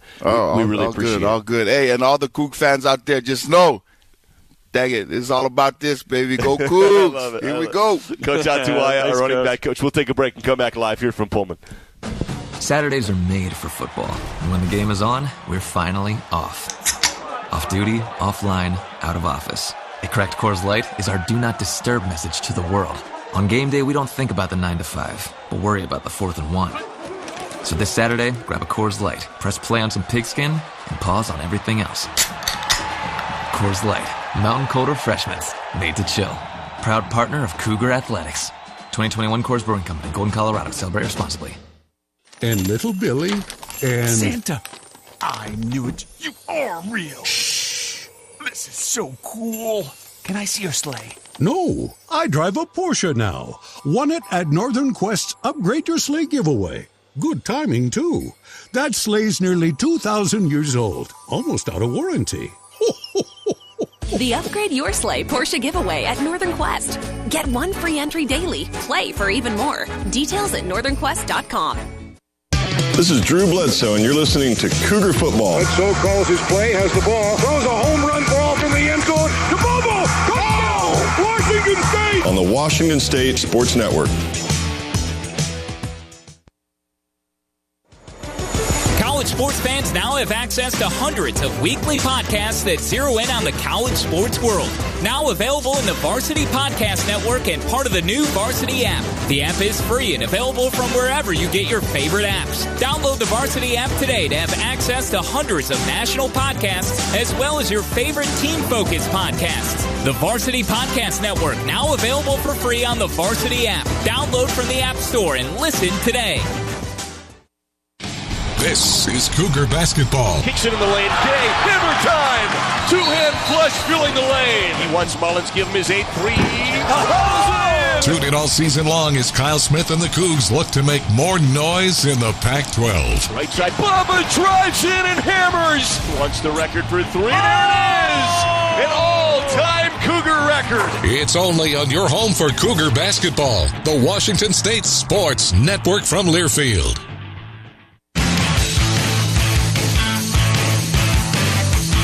Back here live in the Cougar Football Complex with QB10, yours truly. We got ourselves Ray Brown. Coach Brown, thanks for coming on and throwing the headset on. Hey, no problem. Letting us put you to work. Corners coach, you've got a whole full buffet of options coming in here. You got the Jamori Colson, Kawan Davis.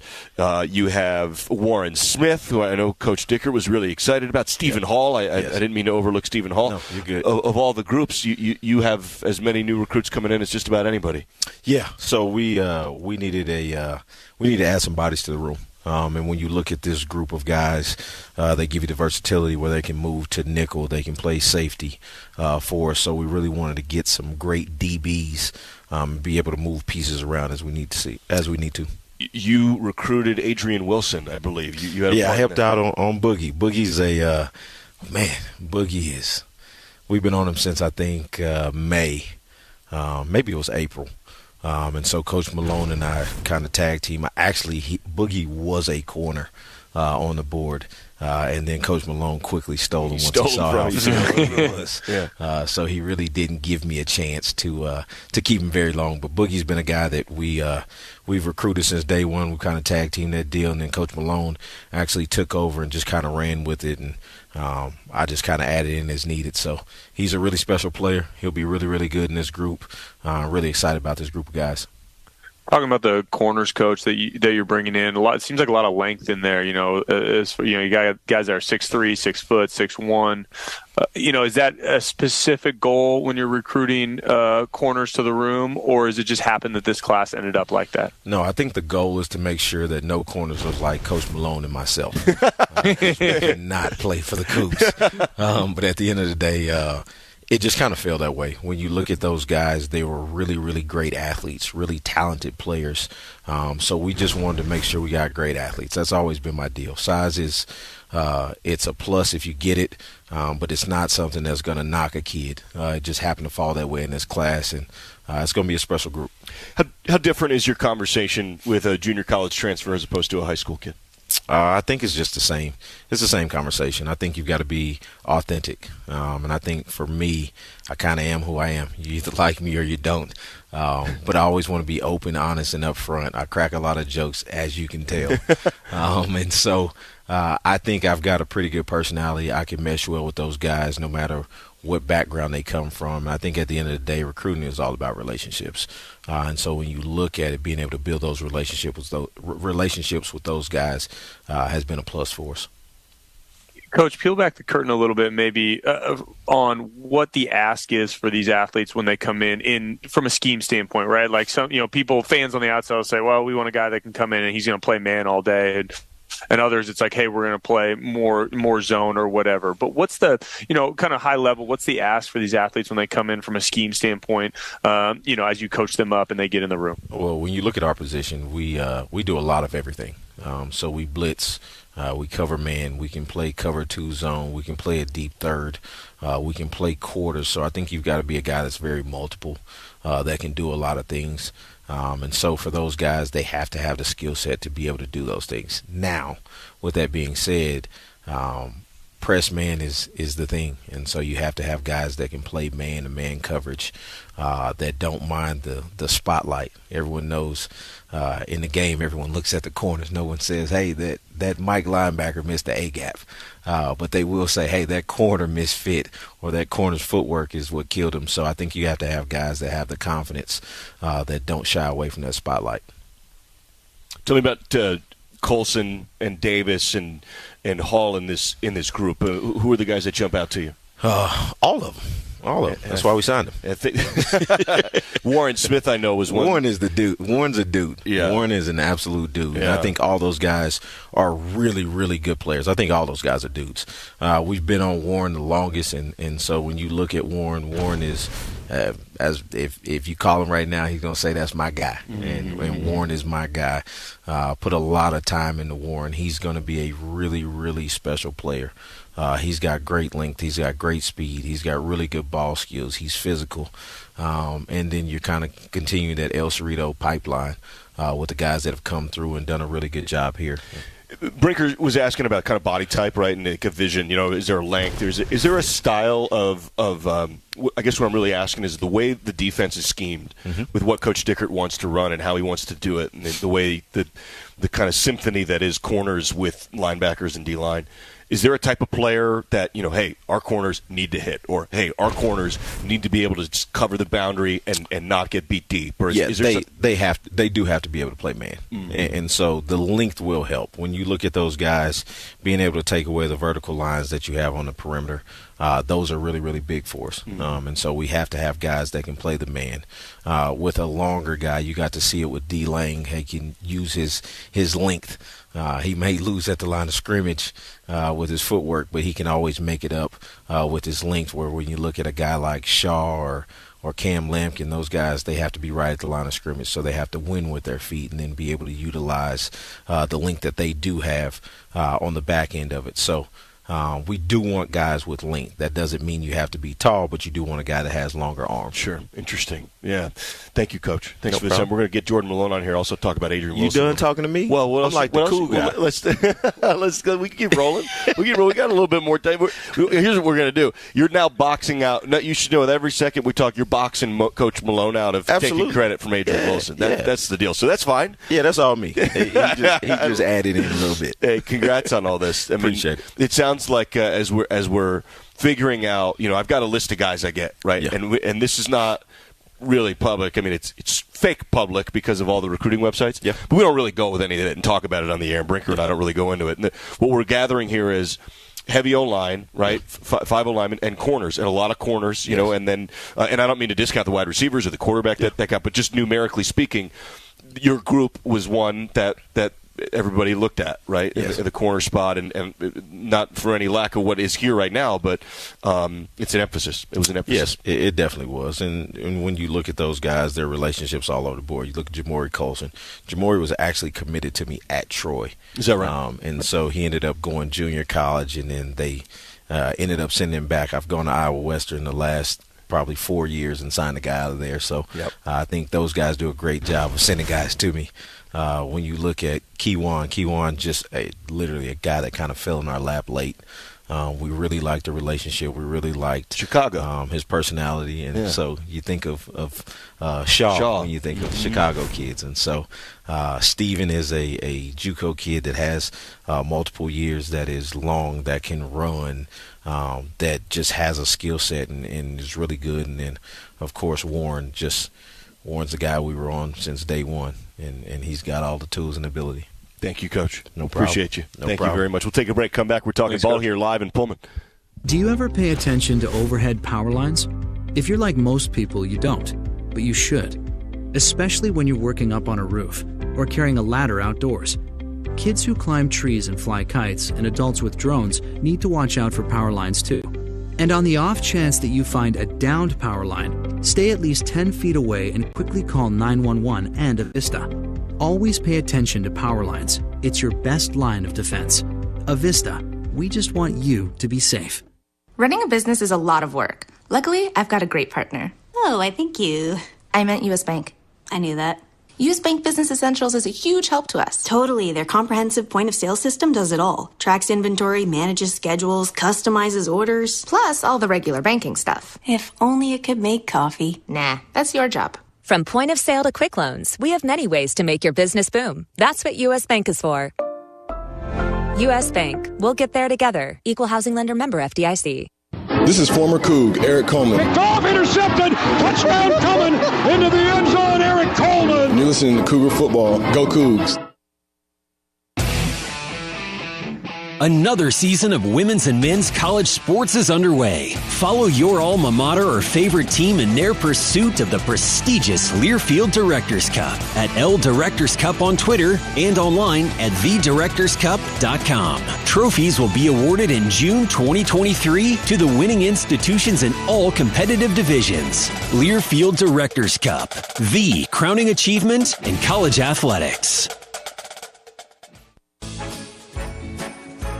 At Northern Quest, 'tis the season to celebrate however you want. With steaks at Maslow's, holiday cocktails, and festive nights at Highball, holiday gift cards, unique shopping at Windfall, free family fun at Questmas Village, and our larger-than-life gingerbread house. And after all that, join us to ring in 2023 at the hottest New Year's party in town. Get all the holiday details at northernquest.com.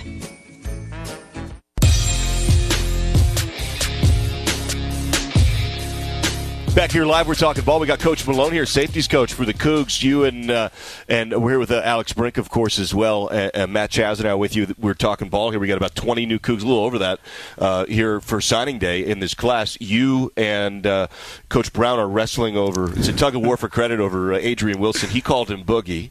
I guess that's the nickname. 6'1", 190-pound freshman from Dallas, Texas. You really like this guy. Absolutely. See, if he really recruited him, he'd know call him a Boogie. But I'm gonna take the credit for Warren Smith on him. So, Boogie's it's been a great story. I mean, we've been recruiting. We got him here in early visit in the summer, and it's been a process of just getting to know him, his family, and just staying consistent, right? Because obviously we know he was committed to another school, but you just stayed with it, just kept developing a relationship and that trust, and we're extremely excited about Adrian. I think he's going to come in and he's going to be a Coug to remember, and not just talent-wise, but his personality. He has a really, really good personality, likable personality that everybody's going to like.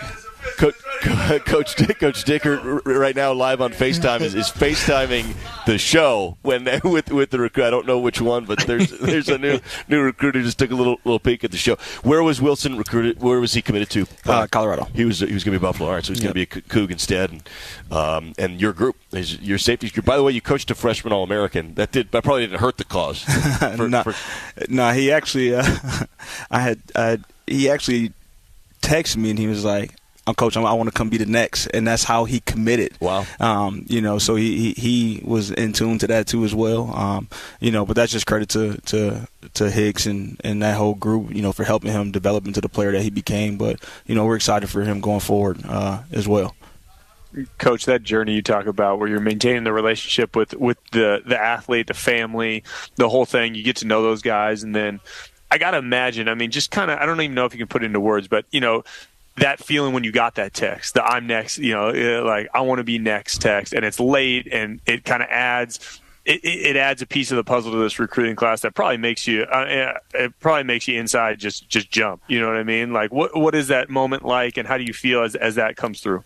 Well, you feel great. If you could probably see through this computer, you can see I got my cowboy boots on because he's from Texas. But I was gonna ask you. It was just because, like I said, me and Boogie developed a really good relationship, and I just wanted him to make the best decision for him. I think when I talk to kids, I just talked about, I'm here to inform you, not to recruit you, because it's a decision for you. So, after being with, knowing him for so long and knowing his family and doing a home visit and all those good things, when he called and said that he's coming, it just was a great fresh breath of air of just saying, the process, sticking to the process works. He had offers in his backyard.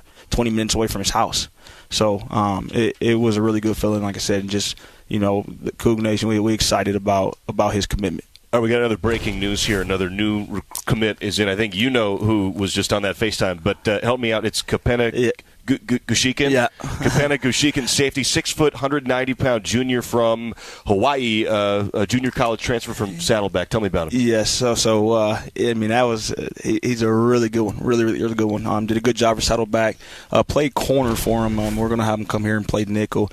But him, his family, they came here and they felt like home, and we felt like they were already a part of the family. So, that's why it's good to see Coach Dicker come with that text. I say the best for last, but we're excited about him too. Coach Brown's walked in the office here. It seems like he has a bone to pick with you about something. Some credit due from somewhere, maybe. I mean, he thinks he gets the credit for Boogie. You can say that Coach Brown he's the guy. When you have a friend that hooks you up with your future wife or your girlfriend, he did get me on the phone with Boogie for the first time, and just like I got him on the phone with Warren Smith for the first time. Yeah, you say that's true. Coach Brown confirms that is true. Yeah, so he takes that credit, but those two, added to some of the things that we've been able to do in the defensive backfield. We're looking, we're feeling good about it and excited about these new additions. All right, more breaking news. I don't know if this is one of your guys, but we got a defensive tackle, Khalil Lafau, in 6'3", 285-pound freshman. Just got that little note on my phone, Harriman, Utah, and I know that these are guys who are key parts of this class. Folks are really excited about these guys. Absolutely. I mean, it all starts up front, and when you can get a player like that to add and to come and contribute to that defensive front, you can't complain about that. But that's going to be Coach Caligas and Coach Atawai. They're guys, but I mean, we're excited about him coming to defense because, like I said, it starts up front, and we've added some really, really good pieces to help. Because as a defensive back coach, those people up front are your best friends. So I'm excited. Well, AB, there's a lot of fist pumping going on right now behind the scenes. Coach Malone, yeah, Coach Malone's witnessing it here. So you guys expected 22 today, just got 22. That rounds out the class. So congrats on everything. Absolutely, thank you. Yeah, AB, a lot of good feelings here right now with the guys that just came in here. Well, it's a lot of hard work. I mean, that was my thought, as we're going through this, you guys coming off the bowl game and bowl prep and all these things. We talked to Coach Dicker a little bit about it, but I can only imagine, Coach, as the boots on the ground, having to go all the home visits, all the calls, all the texts, all the things. Now you're sitting here. I mean, what's the week been like the couple weeks like leading up to this and now to close it out with all 22? A lot of frequent flyer miles. So, speaking of going to the bowl, me and Coach Brown, I mean, before we even went to the bowl, we flew and did a home visit and then flew to the bowl site, woke up the next morning, got practice, prepared, and again, it's just a constant. It never stops. But that's part of it. And, so this is that day where you just take that fresh breath of air and you're like, whew, we made it. We made it. And the work's still to be done. But these weeks, like I said, you always kind of sweating, because people still are always trying to recruit all the way up until that piece of paper comes or email, I should say. But, it's awesome. It's awesome. Like I said, just a good day for the Cougs. Gushukin was the 7th-rated JUCO corner in the country. He's shifting over to safety, but really highly recruited kid, highly rated kid. Yes. Like I said, he kind of came on him. The one thing he talks about is his development from last year to this year. He became that guy and really worked his way. That's all he knows is hard work from how he started. And, he worked his way to being a guy that follows everybody and it started to pick up from him. I mean, he talks about his story. It's just, coming out of high school, he didn't have much. And then all of a sudden he's been offered by this school, that school, this school. But it's just due to his hard work and his commitment. And if you ever met his father, Steven, I mean, it's just, you get that and you just understand where it comes from, and he's committed to it. And like I said, we're happy to have him. Thank you, Coach. Congratulations. Thanks Absolutely. for doing this. Thank you. That's Coach Malone, safeties coach for the Cougs. We take our final break, come back, put a bow on it next. Saturdays are made for football, and when the game is on, we're finally off. Off duty, offline, out of office. A cracked Coors Light is our do not disturb message to the world. On game day, we don't think about the 9 to 5, but worry about the 4th and 1. So this Saturday, grab a Coors Light, press play on some pigskin, and pause on everything else. Coors Light, mountain cold refreshments, made to chill. Proud partner of Cougar Athletics. 2021 Coors Brewing Company, Golden, Colorado. Celebrate responsibly. Whenever I see somebody purchasing something with their WSU card, I always like to give them a go Cougs. It brings me back to when I was in Pullman. From the rolling hills of the Palouse to keys jingling before every kickoff, there's something special about being a Coug. That's why BECU created the WSU credit and debit cards. It's just one more way to show pride for a place we all call home. Grab your WSU card today. BECU, power in people. Membership required. Restrictions apply. Call 800-233-2328 for details about credit costs and terms. Federally insured by NCUA. Member compensated for participation. Back after this local timeout on the Washington State Sports Network from Learfield. And little Billy and... Santa, I knew it. You are real. Shh. This is so cool. Can I see your sleigh? No, I drive a Porsche now. Won it at Northern Quest's Upgrade Your Sleigh giveaway. Good timing, too. That sleigh's nearly 2,000 years old. Almost out of warranty. The Upgrade Your Sleigh Porsche giveaway at Northern Quest. Get one free entry daily. Play for even more. Details at northernquest.com. This is Cougar basketball. Kicks it in the lane. Gay, hammer time! Two-hand flush filling the lane. He wants Mullins give him his 8-3. Tune in all season long as Kyle Smith and the Cougs look to make more noise in the Pac-12. Right side, Bubba drives in and hammers. Wants the record for three. There it is! An all-time Cougar record. It's only on your home for Cougar basketball, the Washington State Sports Network from Learfield.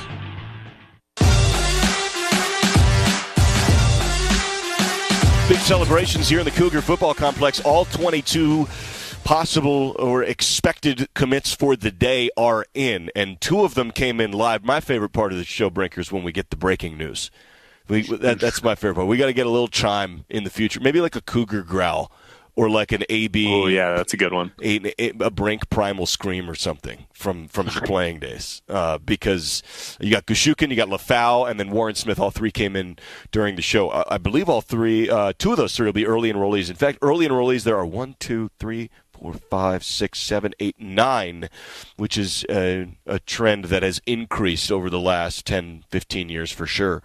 Early enrollees. Gushukin is one of them, and it sounds like they want to put him at nickel, AB. That was what either Coach Brown or Coach Malone just said. I think Coach Malone said that Gushukin's going to be a nickel from originally from Hawaii. You know, I don't know Pukalani, Hawaii, off my head, but that's where he's from and played at Saddleback and did a really good job for him. So you've got now in total you have, including safeties, you have 4 corners and then 6 DBs, 5 O-linemen, 3 wide receivers at current, 3 linebackers with sounded like maybe a couple more to come. You've got a defensive tackle in Dimba.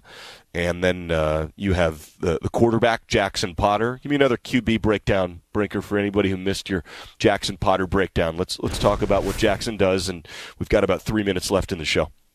Yeah, I think, with Potter, you're getting a big passer, right? He's 6'5", he's 190 pounds. He's going to grow into that frame a little bit.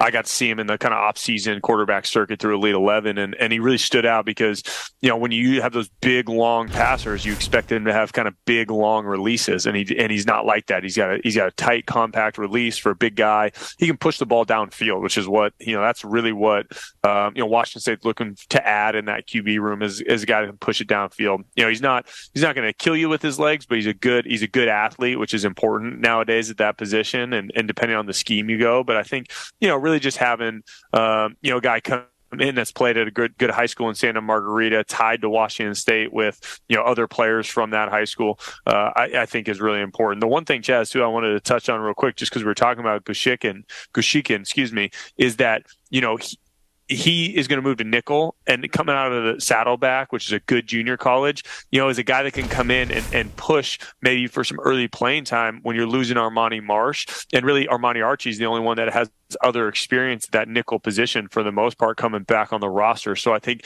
that depth potentially here, and Coach Malone talk about him moving to nickel is really important to get a guy in the building that can potentially play that position. Huge thanks to Coach Dickert, Taylor Lee, our director of on-campus recruiting. We've not yet hit the fight song yet, but I don't want to forget to miss anybody.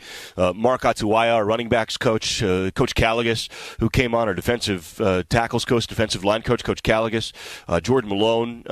It's a real real pleasure to talk to all these coaches and folks who have put so much time into this recruiting class. And in a lot of ways, it's a celebration of all that effort. And this is the lifeblood, the future of Cougar football. And we can get a sense, AB, year to year of whether or not there is, in general, relative disappointment or genuine excitement. This seems really, really excited today. I mean, there are 22 kids here that these groups are really, really excited about, and you can tell it's genuine from just being here and feeling the pulse of it. Yeah, this reminds me, of one of those classes that, I don't follow the recruiting services enough to know or care, but, it's one of those ones that may not come in the recruiting services very high, but it reminds me of one that has a big impact, right? I think about classes when you got guys like Shalom Luwani in from junior college and you didn't really know, nobody really knew who he was, and he turns out to be a pro, right? Things like that. And I think when you get safeties like Adrian Wilson and receivers like DT Sheffield and an in-state guy like Leo Pulalasi, I mean, those are guys that may not stand out on the ranking boards, so to speak, but those are the guys you develop and turn into really quality players. So I think O-line, corner, there's a couple offensive pieces in there. This could turn out to be a class that really makes an impact at Washington State. Our thoughts also with those who are traveling to Starkville. There was a ceremony for Coach Leach yesterday. Love and hugs to everybody down there with the Leach family. Clay McGuire, Joel Fulani, guys who went way back with Coach Leach in Lubbock. We can't do any of this without guys behind the scenes. Jerry Kylo, Jared Prengruber, they get us on the air. They get us on the camera. Brinker, thank you and thanks to Joni for all her flexibility. Luke Hallett's back in the U.S. Bank Network studios.